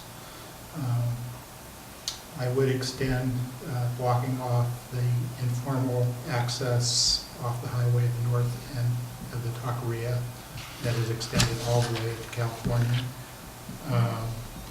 People slowing down at unexpected places to make turns cause accidents, and people do not expect people to make turns at dirt drop-offs. And people zooming onto the highway from there, I've seen some very near accidents. I've been involved in some near accidents, so I don't think it would impact the Taqueria's business at all. So I covered everything. I think so. Trees? I don't have strong opinions on trees, small bushes. I mean, obviously, I don't think we want to block the building completely because it is a commercial building, but something to make it obvious that people shouldn't be parking on the. So one of the things, I mentioned this to Lisa, I don't think anybody else has mentioned it. I do not want parking on the highway in front of this building. I want people coming into their parking lot in the back. So whether it's the sidewalk or bushes or small trees, anything that makes it obvious people should not be parking in front of that building to go into that building, I'm strongly in favor of. Lisa, did you get enough comment and answers to the questions in your slide? Barbara, you didn't say what you felt about the questions in the presentation in general, about, How I feel? yeah, how do you feel about the Taqueria and the, well, when we get to approve the letter, we'll get your answer, but the Taqueria. I'm in agreement with Chris and Dave. I'd like to see it cut off all the way. I And- thought Chris said he didn't want it all the way. No, I said it. Mine was, No, it reminds me of but that wasn't your final of the opinion? taquerias in northern Mexico that I would just pull off the highway. But it's not 1975 and we're not in Ensenada, Mexico, so.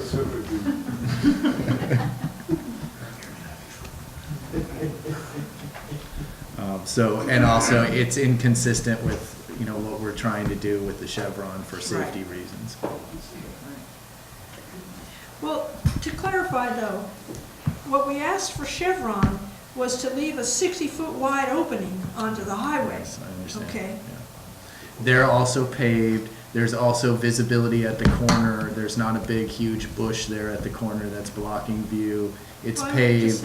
just saying It's not a vacant lot, the Chevron at the corner there where we've asked for the barrier to be put in. There's a lot of differences there. I see where you're saying there are similarities, but it's a different enough situation that I think we can be consistent and ask for the entire thing closed off from El Gran Amigo. All right, so let me this is for future dealing with Caltrans about the restaurant. Who wants the whole highway frontage closed off? Just three. And who would like to just leave that little gap and close most of it off? Two. And what did you guys want? I don't really care. Well, Don't touch it. That's allowed. Don't touch it. Don't touch it. I still think What's that next? Okay. the fact that it's not owned by the Taqueria makes it more complicated. It's totally an interaction with Caltrans. Oh, yeah. And the difference was that I thought, well, let them keep their parking in the right of way. It's historical use. This has been there forever, whatever. That's not the issue. The issue is the safety. But then if we allow them to, not saying that if we allow them to keep the parking, that we want the parking in the next block too. No, we don't, right? Parking, yeah. Okay.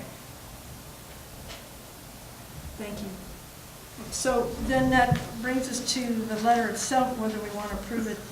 Before we go on As it to is. the actual letter, does this whole discussion, does anybody else in the audience want to make more ask more questions, make more comments.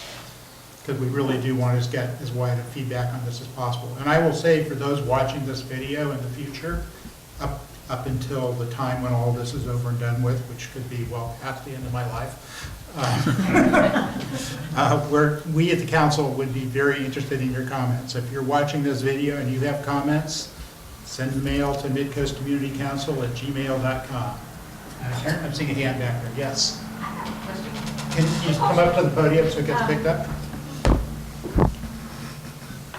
I never remember anymore. The coastal trail, where is it supposed to run in along that part? It's not well defined, but the current thinking is basically running through Fitzgerald along the Dardanelle Trail in that area. So it Well, then won't it be on come- the highway at all? No, it'll come up California and then take off down Winkie, Yeah, Wenke and then Ballamar. and then on Valmar Street, and then at the lighthouse it crosses to the other side. But you know where the exit will be for. Okay, so it's not gonna be, I mean, this isn't an issue in. There'll be no, yeah, the Yeah. only It's place not that'll on be top. near the highway is where it comes up California at the church and then goes north.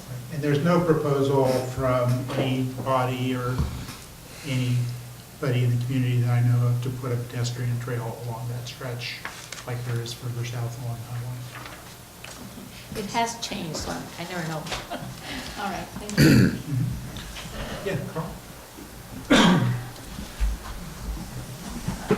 Just a quickie on the height of this thing, the mixed-use thing. Another block down, there is a two-story rental kinds of place that burned down some years ago, got rebuilt. And it's very close, to the highway, about as close as the mixed-use thing would be. Which A side few of the blocks highway? farther down West. are two-story houses, at least one two-story house. So this isn't that far out of a few existing things there. As far as Caltrans goes, it's Caltrans's responsibility, usually ignored, I harp on this constantly, but everybody just blows it off, it's Caltrans's responsibility to maintain the California Coastal Bike Route, and which goes right by here. And so thinking about that, there might be some Caltrans involvement, in that frontage area. As I remember, the bike route goes along the highway right there. It does, So- and it turns and goes on Cypress and then down Airport, I think, is the one that the county prefers. I don't know Yeah. what Caltrans plan shows. I'm not sure that's, down there, I think the bike route did get off the highway and go down Airport and so forth, but not in this stretch. I suspect you're right, I'm just not sure. Right.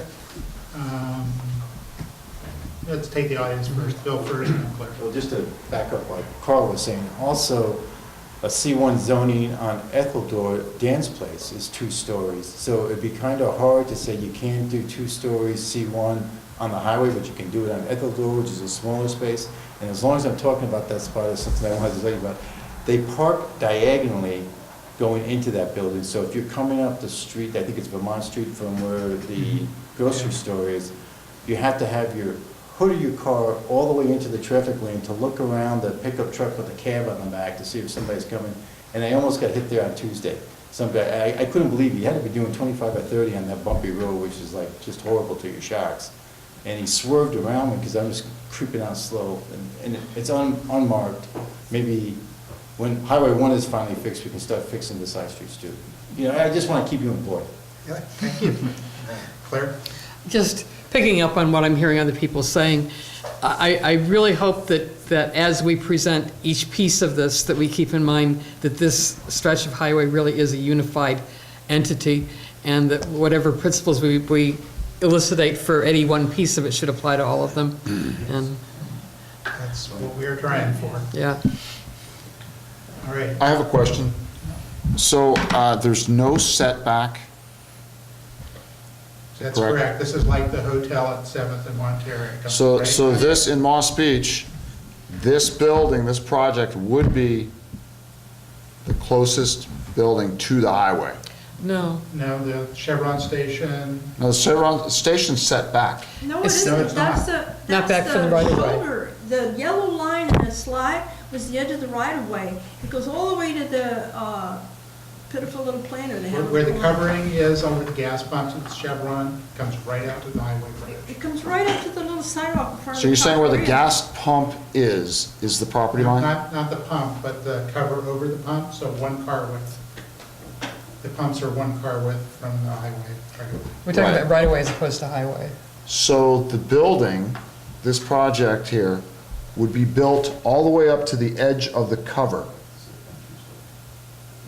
Up to the property line, is what you're saying? Okay, so the That's building, what so this- the building is stair-stepped, look at the plans. The points of the stair steps are on the highway right of way. So parts of the building are touching the highway right of way. There are other buildings in Moss Beach like this in the commercial area on Etheldor. They've been there probably over 100 years. I'm talking about Highway 1. All right, Yes, so the mine- zoning, Montero, the as you same know, thing. we tried our darndest to get the county to update I'm the C1 just- I'm zoning. just Let me finish, asking Dan, this is and just important, this is what you're clarifying this. asking. This is what the zoning is, and they're not gonna change it now. And if this had no residential component in the top, then there would be no side setbacks, front setbacks, only a rear next to I'm just the making the residential. point of the impact on the use of the highway, that's all. It's By the having the yellow building- line, it's the Pardon? yellow line, not the edge of the pavement. The Taqueria, I didn't say the edge of the property line. right, so the yellow Right. line in the slide presentation showed, it went right along the front of the Taqueria and right along the front of the little planter at the Chevron station.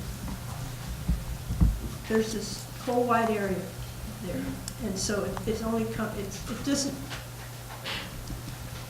I understand there's it's nothing we on, can do about it, no, I understand that. the zoning. I'm just All right. emphasizing it's not a good thing for traffic flow.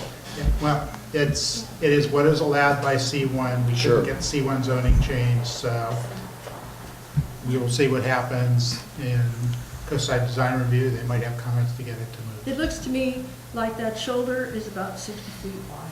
How is that going to affect flow on the highway? I don't understand.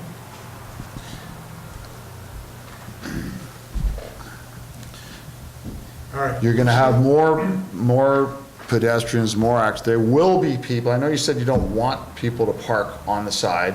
There will be people parking on the side of the highway. Not if we make it impossible by putting barricades. Oh, yeah, okay, we wanna look at, yeah. Okay, well, I'm just, That's the idea, just like it is at. so I answered why it's gonna cause more problems with traffic flow.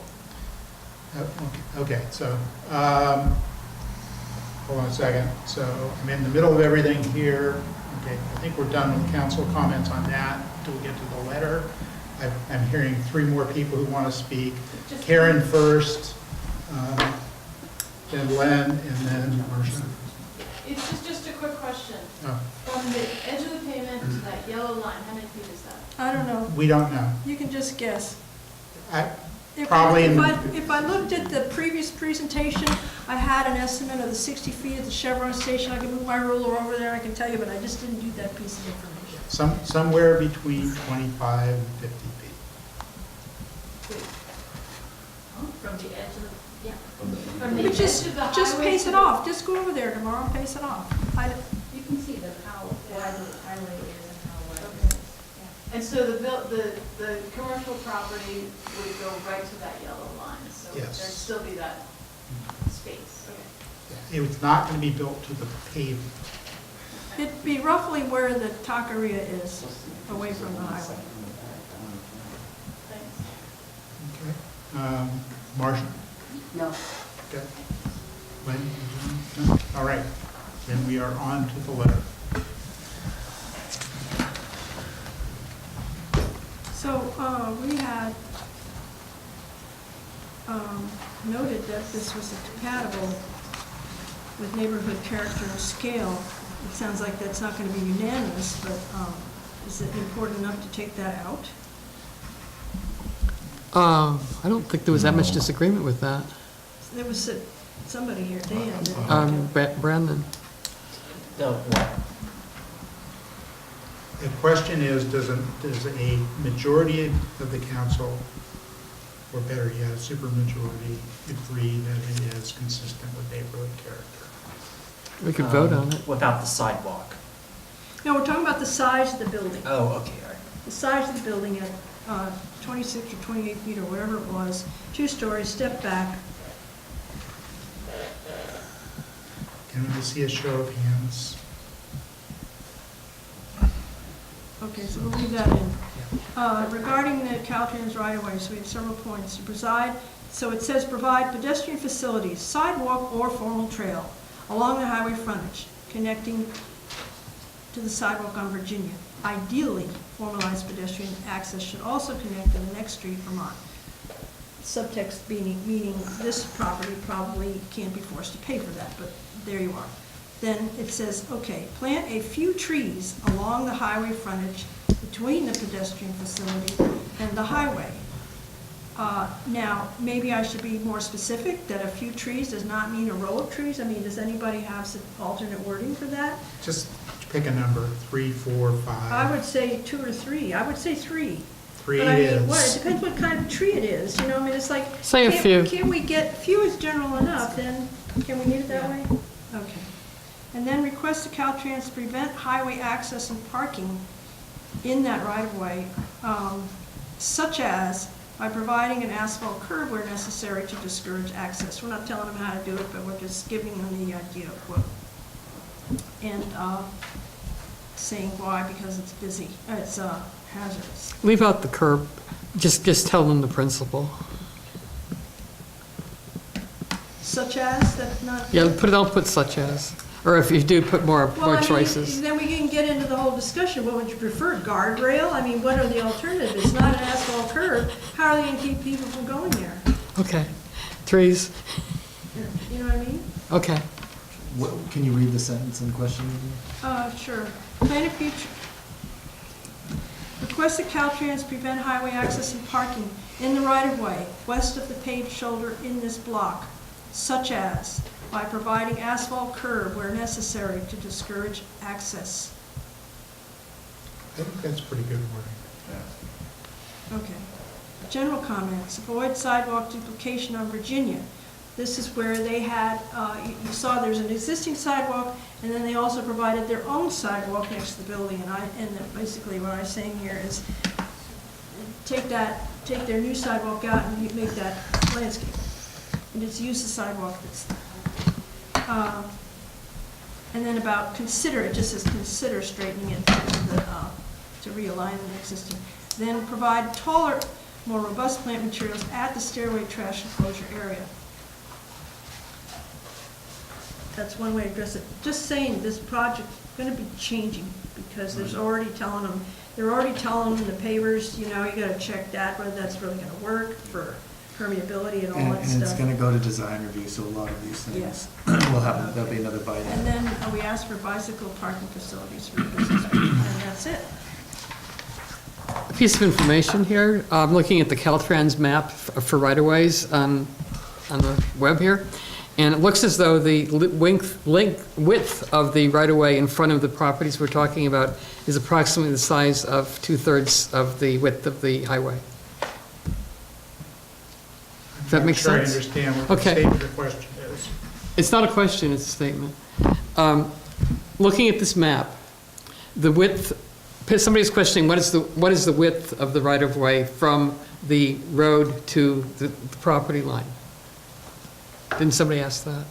Karen wanted to know. Okay. I don't know what the number is, but it's 2/3 of the size of the width of the highway itself. It's pretty big. So could we have a motion on this letter? Are we done talking about it? Wait, can we edit it to get rid of the sidewalk? No. No, No? All right, then I'm not voting for it. that's your choice. I think the majority of the council wants a sidewalk or trail. Yeah, I will say, Did you Brandon. say or trail?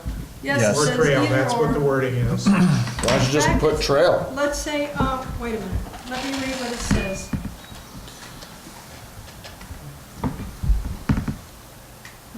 Where is it? I'm getting punchy. We still have 2 agenda items to go, Lisa, heading in. Oh, it's in the Caltrans section, that's why. It's the very first thing. Provide pedestrian facilities, parentheses, sidewalk or formal trail, end parentheses. Does that work for you? Why don't you just say we recommend a trail? That would be more consistent with the coast side. Pedestrian facilities, that's the way they took, that's, But I kind of, I mean, the word facilities kind of convenes a meaning of something a bit busier. no, that's term, that's the jargon, really. That is You'll get used to the it. Caltrans term. Yeah, bicycle facilities, pedestrian facilities, it's the latest thing, so, that'll work. What about the word sidewalk? That says to me cement.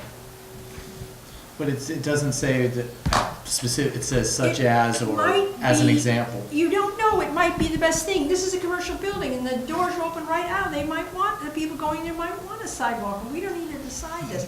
We just want to make sure they understand that there needs to be a pedestrian facility along there. So who would be the one to decide a sidewalk or?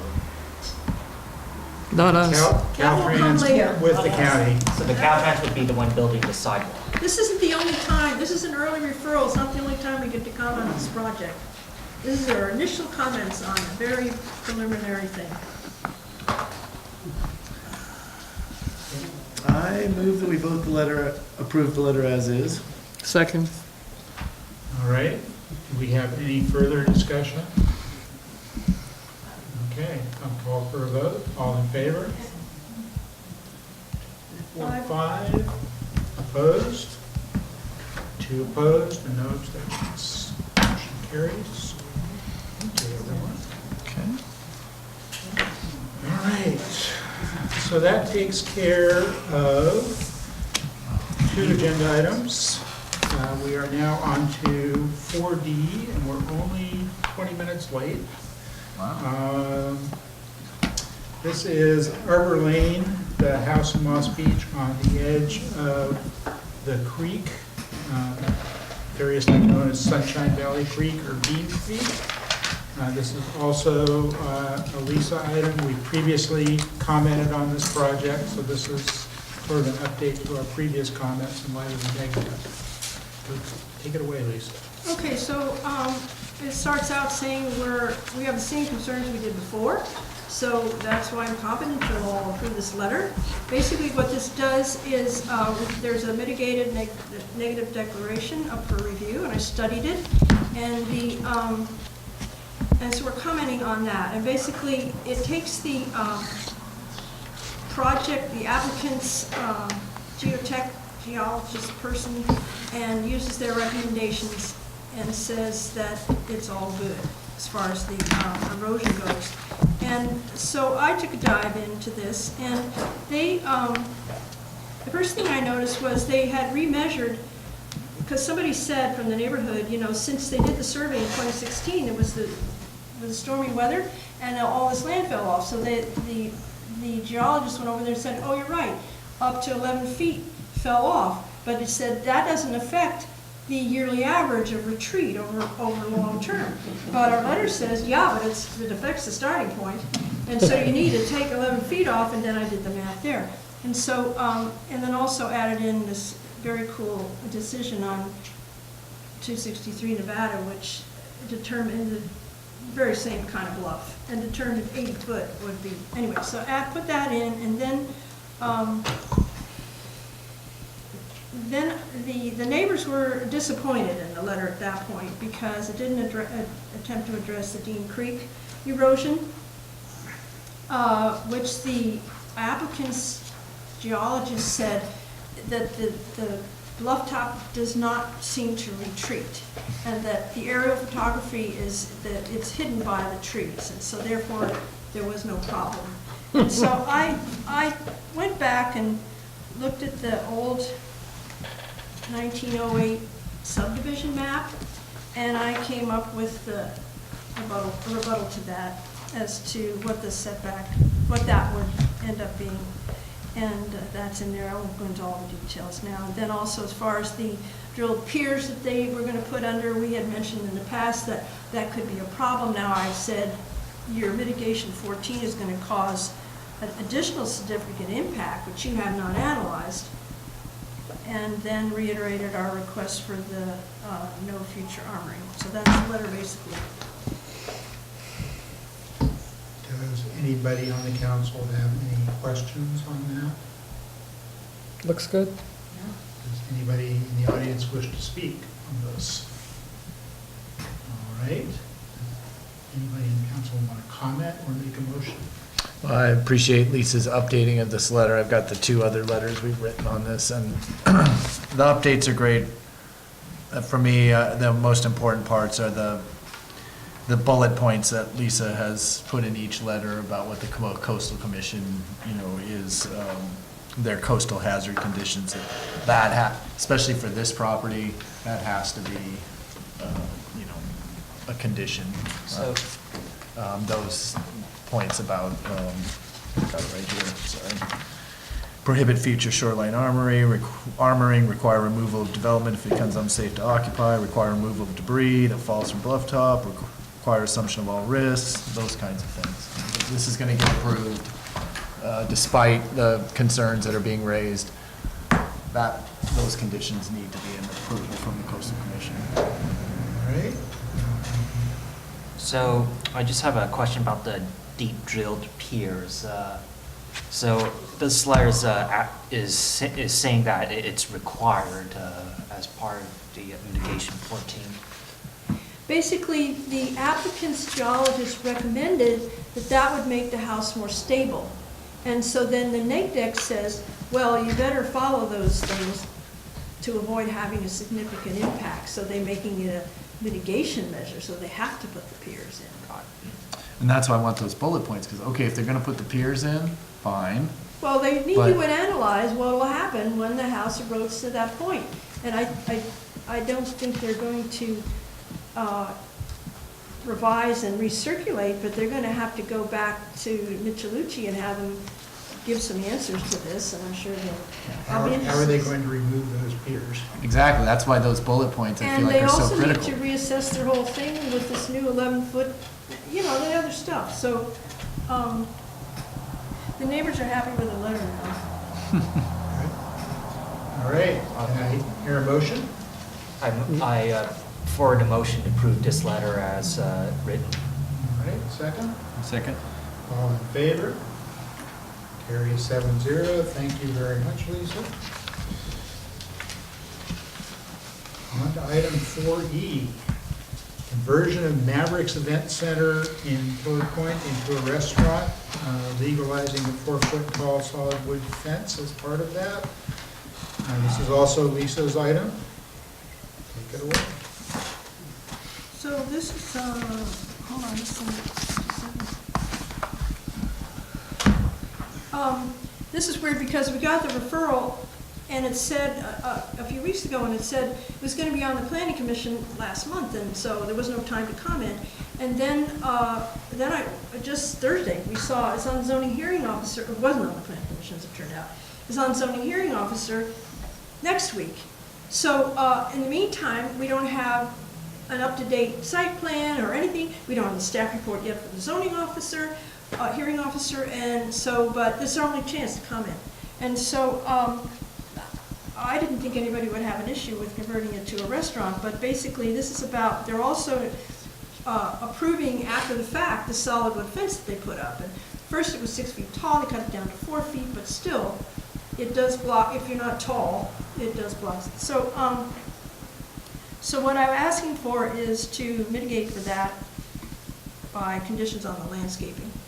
And that's what the letter consists of. And I don't have the slides to put up for you, but they're posted on the website. And we can ask for, it's about landscaping as development, and they didn't have a permit to plant that hedge across the back of the parking area, and now the view across there is being blocked. Same thing where the new viewing benches are at the end of Broadway. There's this overgrown hedge. You can't see Romeo Pier from there. Not that Romeo Pier's going to be there much longer, but still, it's part of the harbor. Well, they didn't have a permit to build the fence either, right? That's my point. You If I can don't need a speak, when I permit to speak, I'll build say a it. fence in general, but this one is a special case because it's on the water. Yeah, it's between the last public Yeah, road and solid the wood water, fences. Yeah, so. you totally need a CDP for that. Exactly, and I think that's what Claire and I are getting to, is like, here we go again with like, okay, the lesson here is just go ahead and build it, and then you can, get it worked out later, but go ahead Well, and. they did at least cut it down from 6 to 4 when Lisa filed violation. So, But we- That was we- good. let me But- ask but you a we- question about the fence. So you said in general, you don't need a permit to build a fence, meaning that if I wanted to build a fence by my backyard, I don't need a permit, but in this case, since it's near the water, and I would need a special permit. You need a I'm not CDP. sure about that in the coastal zone. Maybe you do need a permit. I mean, I wouldn't, No, I think you in- do. In general, if it's within the fence limits and there's like a 4-page handout the planning commission gives you, or planning department gives you, it's on their website. But this is a specific, This is- in this is- specific This case. is a special case. And I think what Chris and I are probably both saying is, if this fence is problematic, why are we mitigating for it? Why are we not having both things go away? but have you been down there? It's a nice fence. Well, so it's not, but it's not supposed to be there. I mean, yeah, again. Yeah, but like- okay, would you rather have them take the fence down and look at the parking lot? Or would you rather have them lower the shrubs so that you can look across the parking lot and see the harbor? How about both? I know. That's the fence. Yeah, Wait, can I? I'd like it's to not a see bad more. fence, I agree. I don't But think again- it- In the front. I think that's too much. Again, if they had to get a permit for this, then there could have been some discussion about, well, how about a slat fence or a good neighbor fence or something where it's not a solid. Transparent Well, that would fence. be, okay, that would be another comment. We would have to revise the letter, and we would have to stay here and do it tonight. And basically, once again, if you want a somewhat transparent fence, this is on the parking lot, right? Basically, the best view is looking over the 4-foot fence now. And it Unless is, you're in your car, you can't see over the and fence. it is adjacent to Broadway, which has the new benches and signs, so it's not like completely blocking the view. It is blocking in view for people who are short walking along that stretch.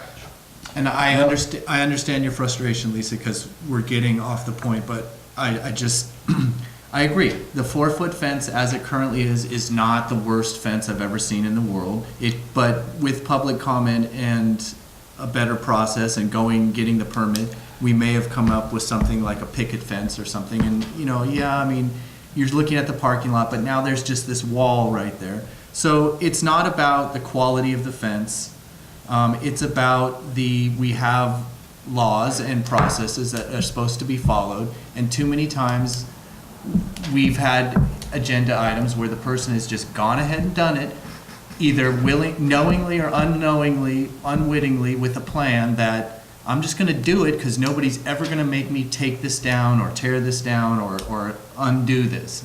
I'll figure out a way, I'll just resist, or I'll just, at some time in the future, we'll mitigate it with something else. Remember that while theoretically there's a view of fence isn't there, in practice, the building takes the entire view anyway. So there's been a violation on this fence. The violation has been dealt with. I think at least I, and I think Lisa and some other people are satisfied because it is a parking lot. There is no actual view because of the building anyway. Yeah, the view was across at an angle, across the parking lot and across Broadway. So you looked over the fence twice. I know, but the That's view is the- not the issue that I'm talking The better about. view is across the parking lot parcel where the riprap is. That's a whole parcel. And if you could get rid of that stupid hedge, then you can see a chunk of the harbor. Lisa, I support the letter, but I think the principle of it should be noted that I really don't like mitigating for something that we're going to allow to stand that shouldn't have been built in the first place. That's what Forcing the law, mitigation right? is.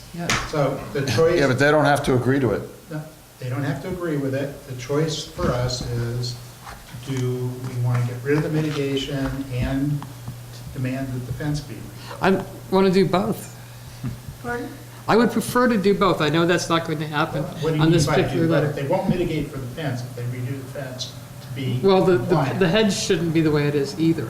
Neither of those things should be there. I agree with Claire.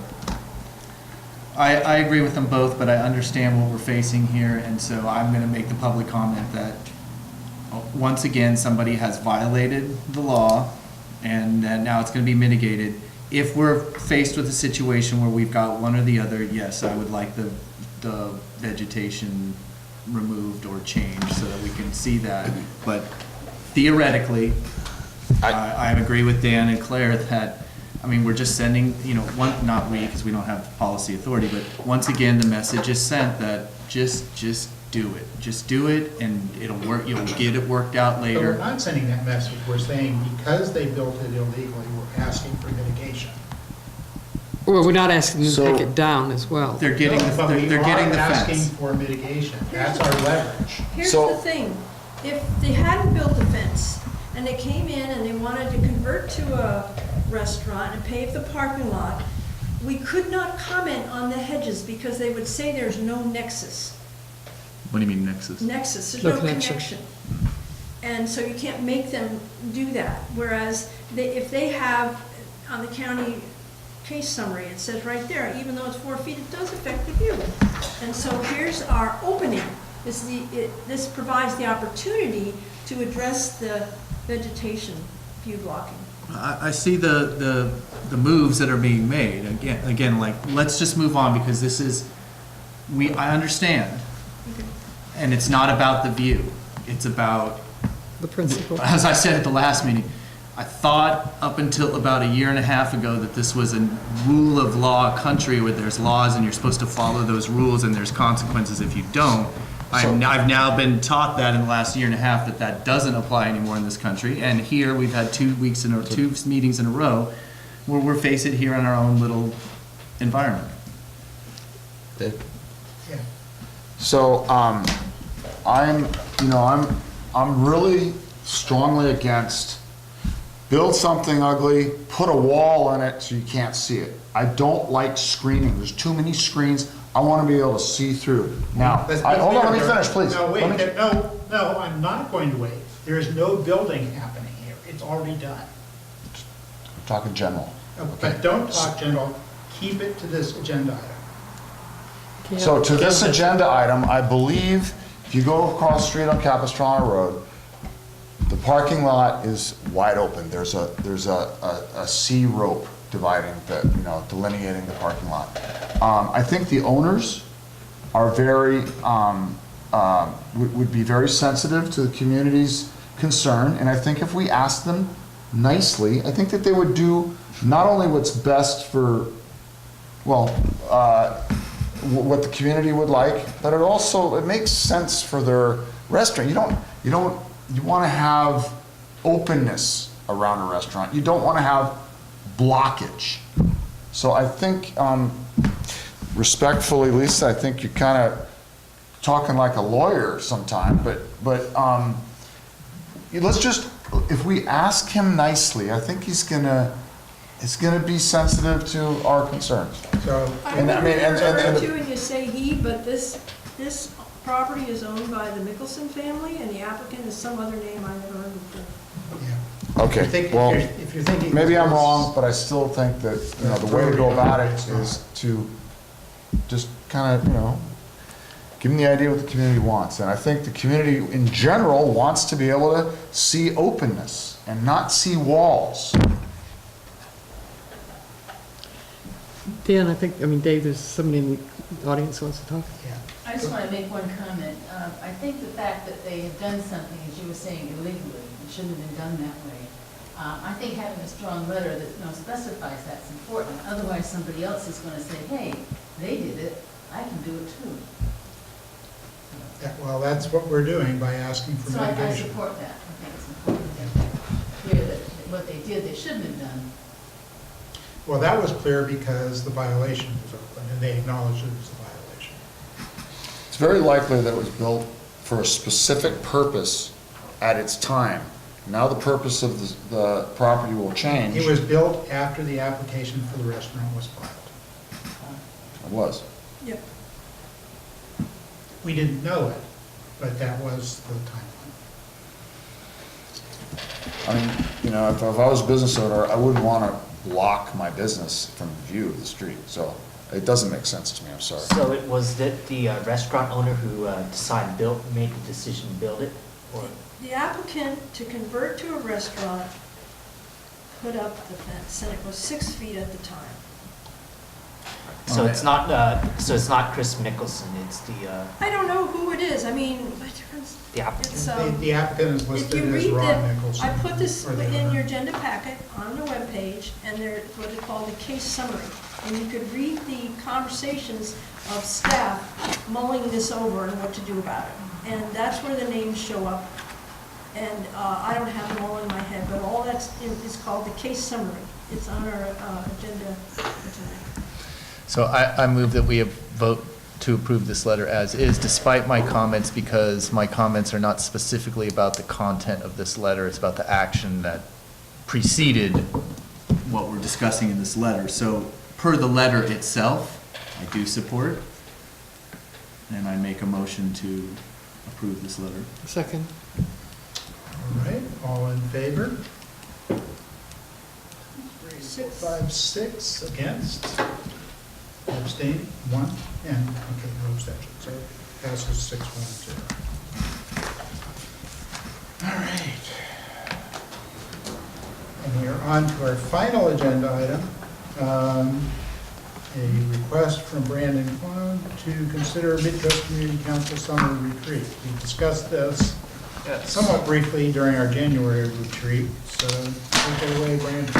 So, what I learned here at my time on council is anytime you can get Don Horsley here, that's to spend time here on the coast or having meetings, that's like getting gold. I mean, like, I think that talking about,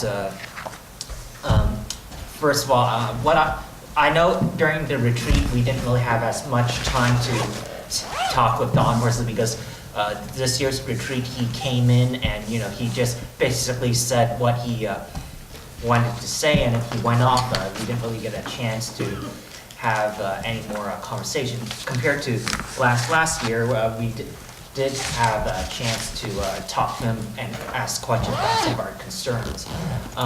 But I think that having a summer retreat would be helpful I mean, there won't be any cameras. I mean, I think it's a good chance for the council to discuss many issues. I mean, most of the time we only have once a year retreat, and I believe that having a mid-year retreat would help a lot more. And also, plus, no one came to our retreat this year's retreat, and so I think that we could this year's retreat, maybe we could add a little, like, half an hour for office time or something like that, where you know, we could talk with residents and stuff like that. So I think that we should consider putting a retreat sometime next month in June. Are there any comments on it? So summertime is, you know, it's difficult. There's weekends, just one thing after another, after another, after another, after another. So, I hate to sound negative, but I think that's real, you know, it's real. It's a real issue that people aren't gonna be around. They're gonna be off on vacation. So can I ask you a question, Brandon? So another chance to talk to Dawn, more opportunity for the council to discuss, you know, discuss issues. things, Yeah. as opposed to Yeah. having specific agenda. Yeah, because like here, we don't really have the chance to do that. And then a chance to have more public Yeah. interaction. Yeah, yeah. But mainly it's the first two. I hate to say it, Brandon, I'm generally against it. I know for myself, this summer. Just think of it of an opportunity. You don't have to come. Like, just think of it as another opportunity. We should here. come. Yeah, no, if it's scheduled, it's Well, mandatory yeah. for council. Well, but still, think of it just as another opportunity, you know, like, we don't really get much. I mean, it doesn't have to be in June, it could be in August or something like that. Like, I mean, it's, better than just once a year. I mean, just saying like, oh, because people won't come during this weekend or whatever, I don't think that's as much of a good excuse just to cancel it all together. Well, we haven't scheduled it yet. Yeah. So, okay, so Chris, you pointed out it's difficult, Dan, you pointed out it's difficult. Go ahead.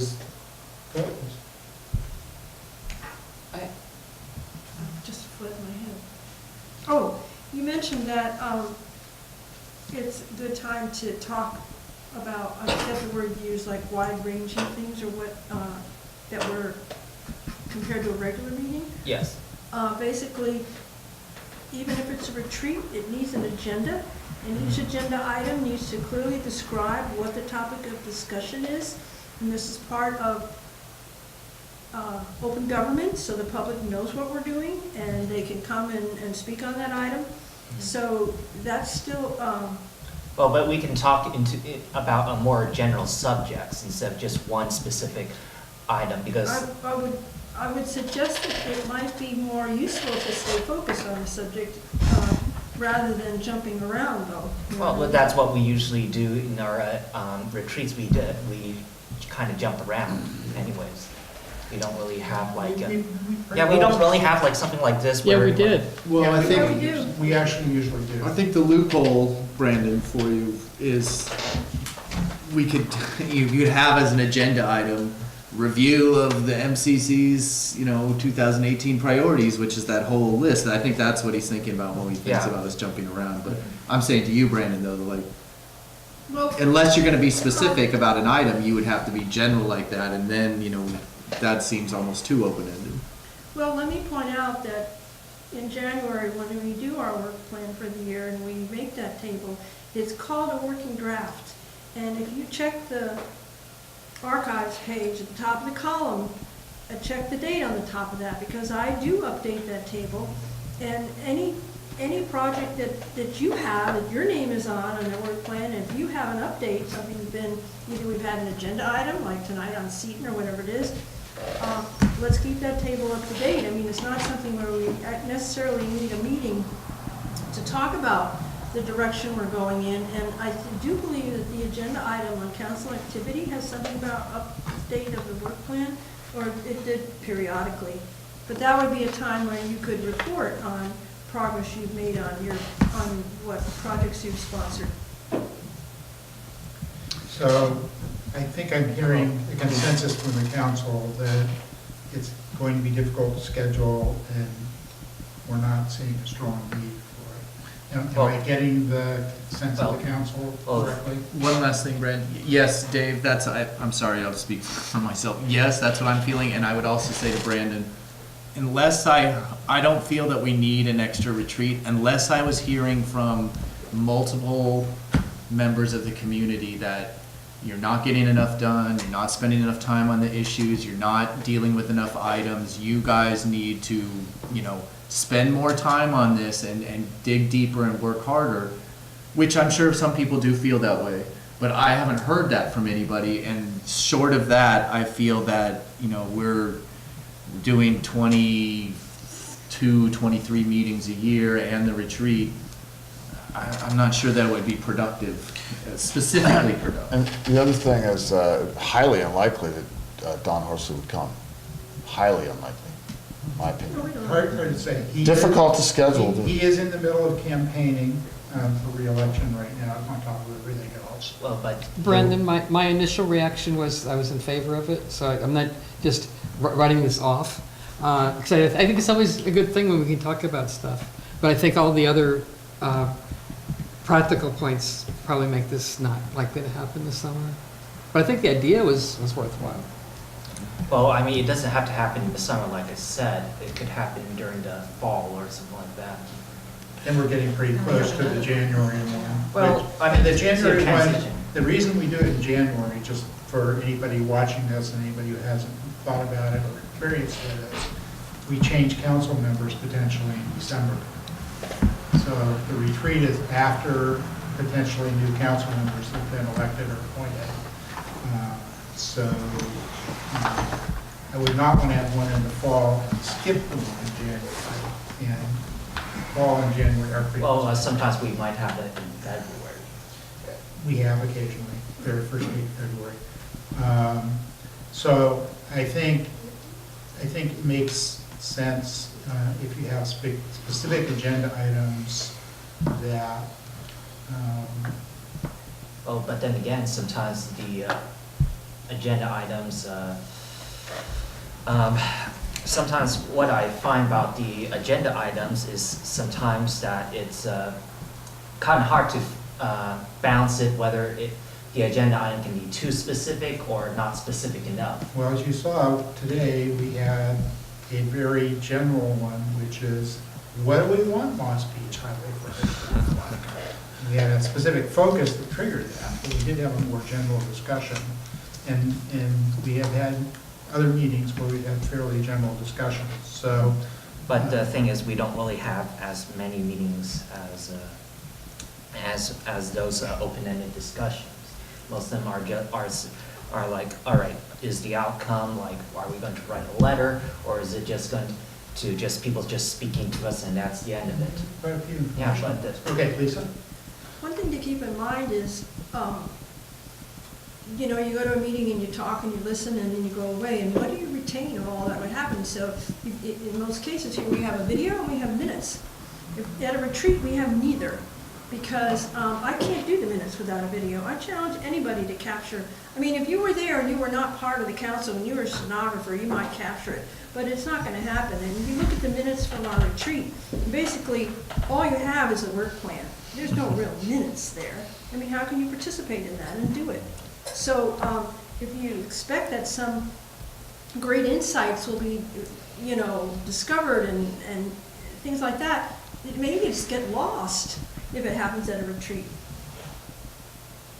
You All see right. what I mean? Let's call for a vote. So I think it was good to bring it up. We did discuss it at the previous council retreat.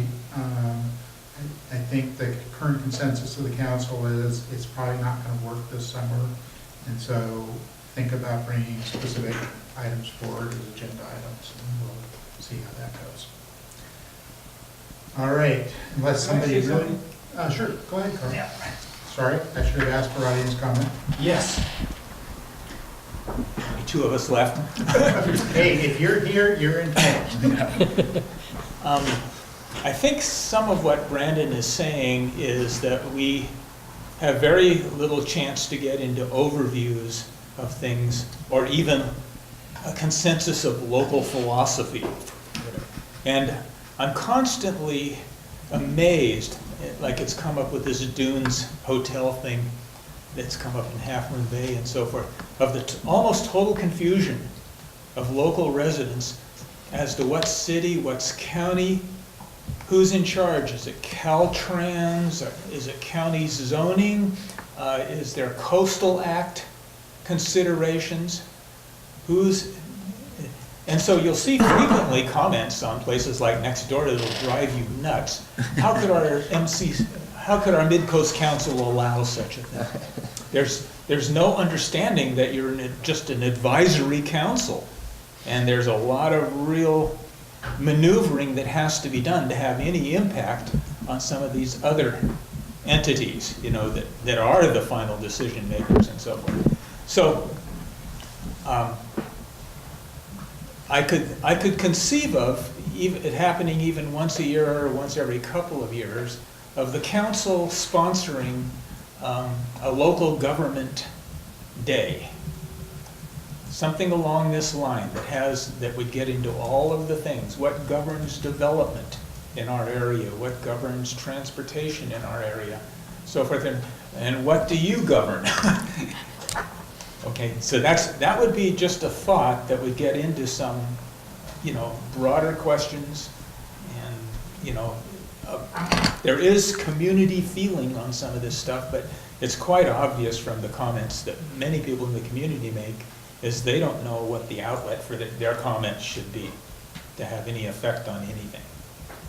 It's a good idea, Carl. I agree, and the problem is that it's, what do they call it, teaching moments?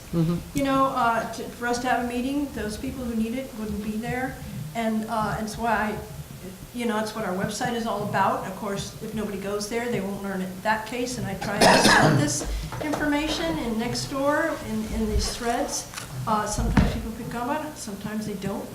But we struggle with this at every annual retreat, public outreach, how to reach people. And it's a never-ending quandary. Well, why don't we have some more office hours? Yeah, but we have Carl May, we have Rusty Holly, we have Bill Kehoe, we have, you know, Gail and Len Erickson at the meetings, and very few other people. I mean, we're reaching the same people who are already involved and knowing what's going on. We have this summer retreat, and it's gonna be, you know, these two guys and a couple others there. Like, until we have a mechanism to, and Nextdoor seems to be the repository of people that don't want to go to meetings and just want to make a comment, like that's where you go, and you don't actually come out to the meeting and spend your night here. So if we had a mechanism that you could say, like, I know I can get 150 people to this meeting, and then they will be receptive and learning and wanting to know, and it wouldn't devolve down into specific comments about a lot line or a specific project. This is exactly where it would go. I'm in, but it's been my experience that, like, that is the El Dorado that we can't seem to find. Like, you just can't, you're just constantly chasing that public involvement and can't get it. My comment would be that you can pack this place and so forth very often on something that comes into being that everybody is really unhappy about, you know? And it's just the nature of how we're governed in this state, county, you know, locality, that people don't get head up about things until they're already essentially through the planning and permitting process of fait accompli. Yeah. And you can't do anything.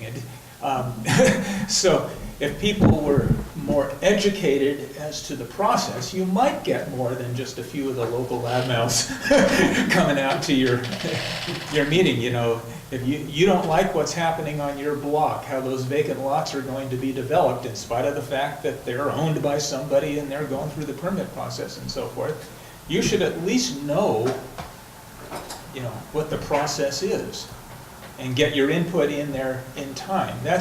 So that was my idea, that as far as educating people a bit about how they're governed.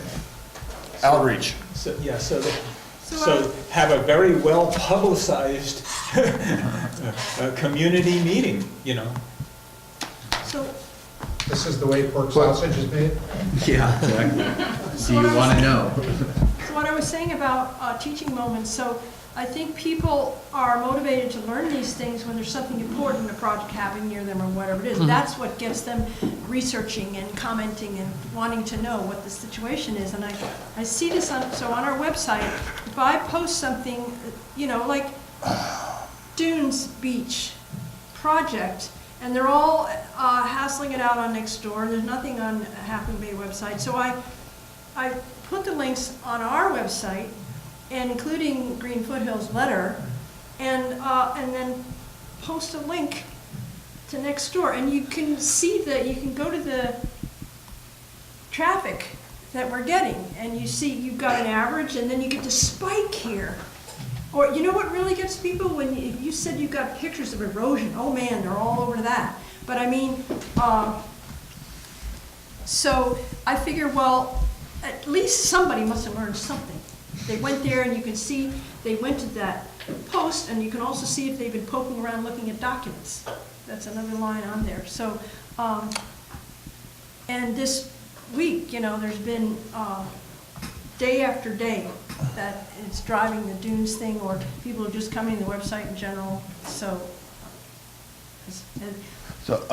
Why can't we put an agenda item on a regular meeting that just goes through the basic process of a property going through the planning process before it gets built? We could do that. We could. don't we do that every time? Haven't we demonstrated this over and over? Not in a general. No, not from start to finish, because we're focusing only on this. So put that on the agenda. Only on this. We're getting a little far off topic. It's close enough to the agenda item. I'm willing to keep it going, but I also want to point out it's 9:30 and we're still not done.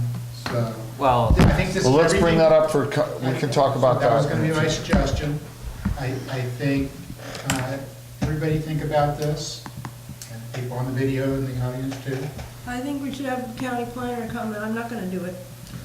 We could absolutely do that. Well- We could. I think it should come from the Get some other community. people Well, that couldn't are we, not from the county as well. Well, let's just say we're interested in doing that and move on. couldn't we also have a session where we, a meeting where, like, usually, I know usually people would make a comment and there would be no response. Couldn't we have a meeting where people would make comments and then Not under the Brown Act. couldn't it be an informal meeting? Nope, Nope. not under the Brown Act. But I think every one of us has met with people individually, or sometimes 2 or 3 of us, which is within the Brown Act. And that, I mean, every one of us is out there educating people about how things are done, things they should look at, issues that are of interest, both short-term and long-term. And any of those can be brought to the council via agendas, but we are very tightly limited by what the Brown Act allows. And almost everything that is prevented for good reason. So, Okay. all right, so I'm going to close this agenda item. Thank you for bringing it up. I did want to have this kind of discussion, that's why it's on the agenda at all. And we'll move on to council activities. I have 2. Neither of them are deliberative, but I thought this for the camera, be good to hear what the county is actually doing for people. One was the mental health fair at the Cunha Intermediate School last week. I went because I didn't know how you could have a mental health fair, but it was a very positive presentation or a carnival of what services are available and some basic education about self-esteem and community involvement and that kind of thing. Also, I went to a Fix-It clinic. They had a bike clinic, and these Fix-It things are worth knowing about. You can bring in anything you have around your house that doesn't work, anything you can carry in with your 2 hands, and they will fix it and teach you how to keep it in repair for free. So it's a good thing to know. Who puts those on? When was that? The Sustainability Office of the county. You look at, they do them every few months. You can look on your website, or their website. It's interesting. It's to keep things out of the landfill. Great. I have not heard about that. Somehow I missed it. I read all the flood of That would communications from the county. That would impact the story of stuff. In a positive way. All right. Well, me? Sure. Since I brought up updating the work plan, I already did this, but I deleted the 2 topics that I added for to do this year. I said that I wanted to update the website and work on the bylaws. I've taken those off. I can see that's not going to happen, so just to let you know. Well, that's too bad because they both need to be done, but I certainly understand. Anybody else interested in taking them up? Now they're available. Anybody else want to report? Yeah, Chris? I went to the GCSD Parks Advisory Thank Committee you. You did meeting make it. last night. I got there late because I had a Little League game, and I was even later because all the doors were locked downstairs. So I had to bang on the door. I was yelling out. I was in the middle of the street going, Parks Advisory Committee! Finally, somebody licked out and came and got me, and no surprise, I was the only member of the public at the meeting. So there was one GCSD board member and myself in the audience, so that was depressing. But I got there for their discussion of the pump track thing. They were on the agenda was whether they were going to kind of pursue all parallel tracks, no pun intended, in the sense that they've been making inquiries with the Cabrillo Unified School District about leasing some of that parcel of land that's in kind of North El Granada, borders Clipper Ridge, and seeing if they could put in a temporary pump track bicycle pump track in there on a small footprint of land. In the meantime, while the parks are while they're working out the Quarry Park master plan and designing, planning, and funding a pump track in there. So the upshot was, Sam Herzberg was there. He gave some information that essentially it sounds like it's kind of a wash in terms of which one. It's not like that they're going to get this CUSD pump track built in a weekend and then it'll be there for 2 or 3 years while they go through all the permitting and everything for the thing in Quarry Park. So there was some discussion like, well, since it's a wash, why should we do both? We should just stick with the Quarry Park one. But I felt that better heads prevailed on that in the sense of right now you have neither. And so why not pursue both? And you're not going to have two. And even if you do, one's only a temporary one. So they passed a resolution saying that they would recommend that the board legal team or the legal representative for the board contact CUSD legal representatives and just talk about whether this kind of lease situation is even a doable thing.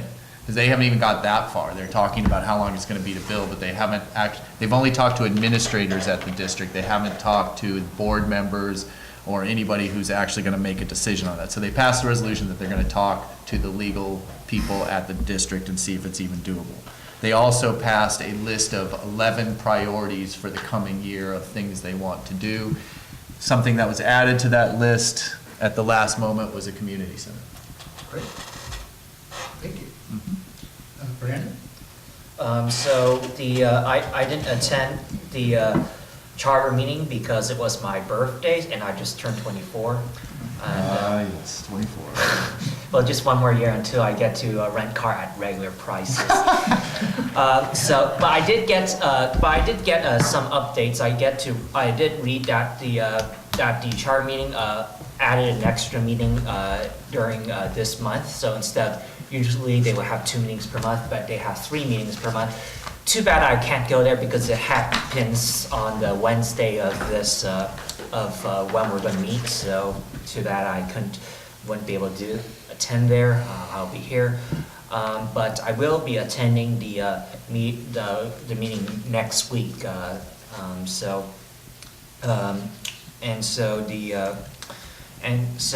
going to they're going to try to make recommendations to the board of supervisors regarding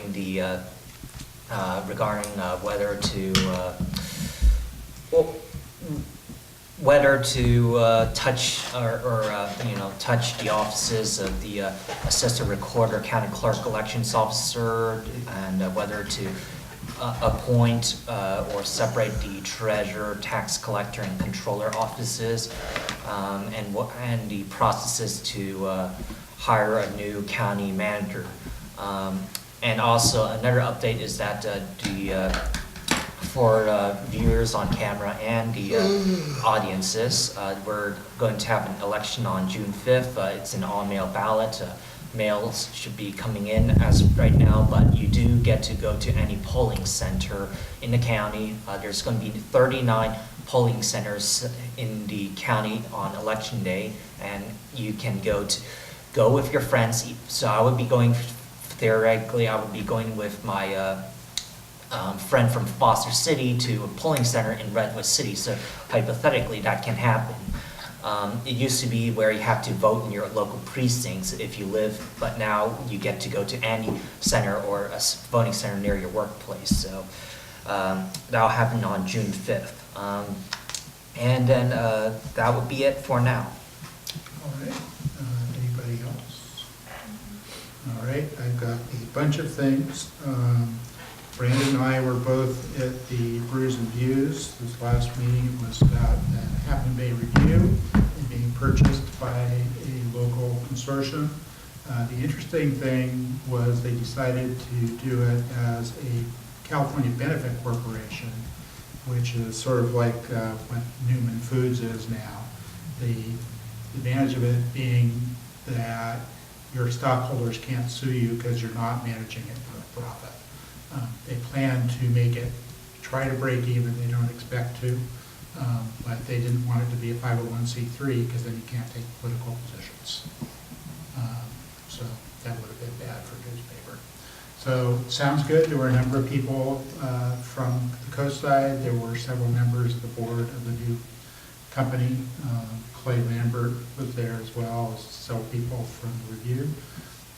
So it's going to be interesting times. And that sale will probably be final June 1st. So it's still under the old ownership. And that was not in the mail I just sent you, so I'll summarize it later, Lisa. Other stuff, RCD is not holding its regular meeting this month. They're holding a special public meeting to talk about the mitigated neg deck. Fascinating subject. Everybody must love mitigated neg decks for the Butte Channel Reconnection Resilience Project down in Pescadero. Comment on that is May 3rd to June 1st.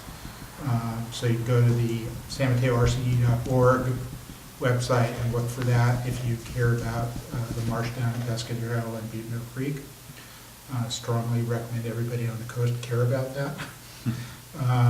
I've been going to some of, and certainly getting all the material for the Get Us Moving campaign to have a sales tax measure for transportation of all kinds, obviously the major chunk going to highways. They are holding town hall meetings. They've already had one. There's one coming up on May 17th in Burlingame. The coastside one is May 24th at 6:30 p.m. at Ted Adcock. It's on the November ballot, right? Not the June ballot. Will be on the November ballot, that's correct. So and is- then, one second, South County will be Redwood City, May 31st, 7 p.m. at the Fair Oaks Community Center. So this is a sales tax measure as currently proposed, although it's not actually a ballot item. They also, on the Get Us Moving smc.com, have a, oh, you have $80 million, how would you spend it?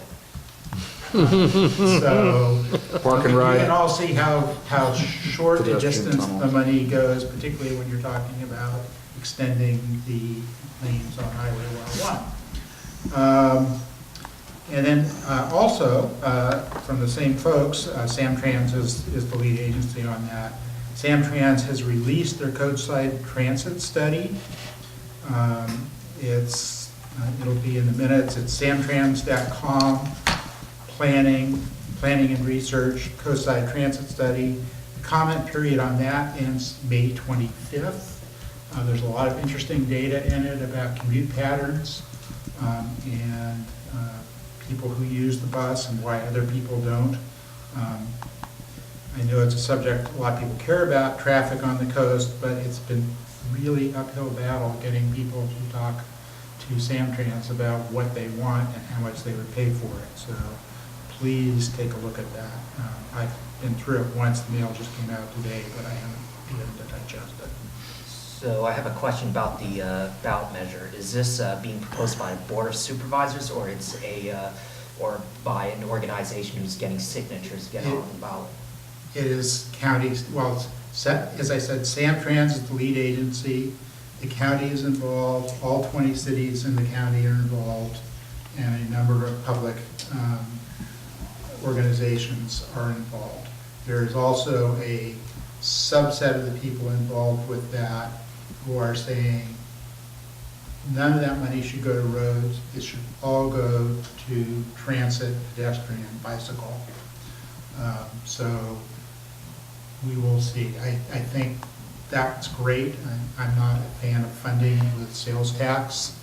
I wish they would have funded it other ways, like a bond measure. So this is going to be for it to go on the ballot on November, it has to either be voted by the board of supervisors, or it has to be they have to get enough signatures to get on ballot. It can be sponsored by any city in the county. Okay, all right, city and county. And it's for the whole county. It is for the whole county. And it is independent of Regional Measure 3, which hopefully everybody has heard of by now. And is that the one on June ballot? Or? I think RM3 is also on the November ballot. Does anybody know? I think it's on the November ballot. because I haven't been hearing much about it yet. And It's that's- just started hitting. And that's the Bay Area county. Bay Area-wide bridge toll increase Uh-huh. to fund transit all over the metropolitan area. That's it for me. We're on to future agenda items. We have one future agenda item date to be set. The sheriff department has a new coastside commander. We'll try and get him in here to meet with folks. If anybody else has specific agenda items. I would like to maybe have an agenda item on a discussion-based ways to promote the council and connect with the community. All right, if you will flesh that out and get somebody to act as your second on that, I think we can manage to fit that in. I will also say I'm going to be unavailable from the end of May to the middle of June. I shouldn't miss any council meetings barring airplane problems, so Claire will be acting chair. And I think Claire will also be unavailable during part of that, so. So Lisa will be active. What's the order of succession after vice chair? Uh-oh. Completely capable secretary to be the SAR during part of that. If there were no agenda items for May 23rd, that would be fine with me. I'm not saying I'm going to bail, but my sister's with me and I haven't seen her in 2 years. And I'm not I can volunteer. Okay. All right, that means there's no quorum. Okay, sounds like we're not going to be meeting May 23rd then. Well, we would have a quorum, we would have 4, right? Me, Lisa, I'd be here. Brandon, and I didn't say I would bail on a meeting, but if you have nothing would be urgent, happy it'd be not to fine have if we- one. Let's see how it develops. Okay, well, at this point, we have no agenda items, so that's a distinct possibility. Then I guess I'll propose my item to be the one in June or July. Okay. Oh, but perhaps I should mention, so this, if this Mavericks item does actually stay on the zoning hearing officer agenda and the staff report comes out and it seems as though she's totally ignored, I mean, I may go to that meeting and speak to it. Thank you. I think we can designate you to speak officially for the council if you wish. I'll only speak to the letter. All right. Do I hear a motion to adjourn? I'll make a motion to adjourn. We are adjourned. Thank you, everybody.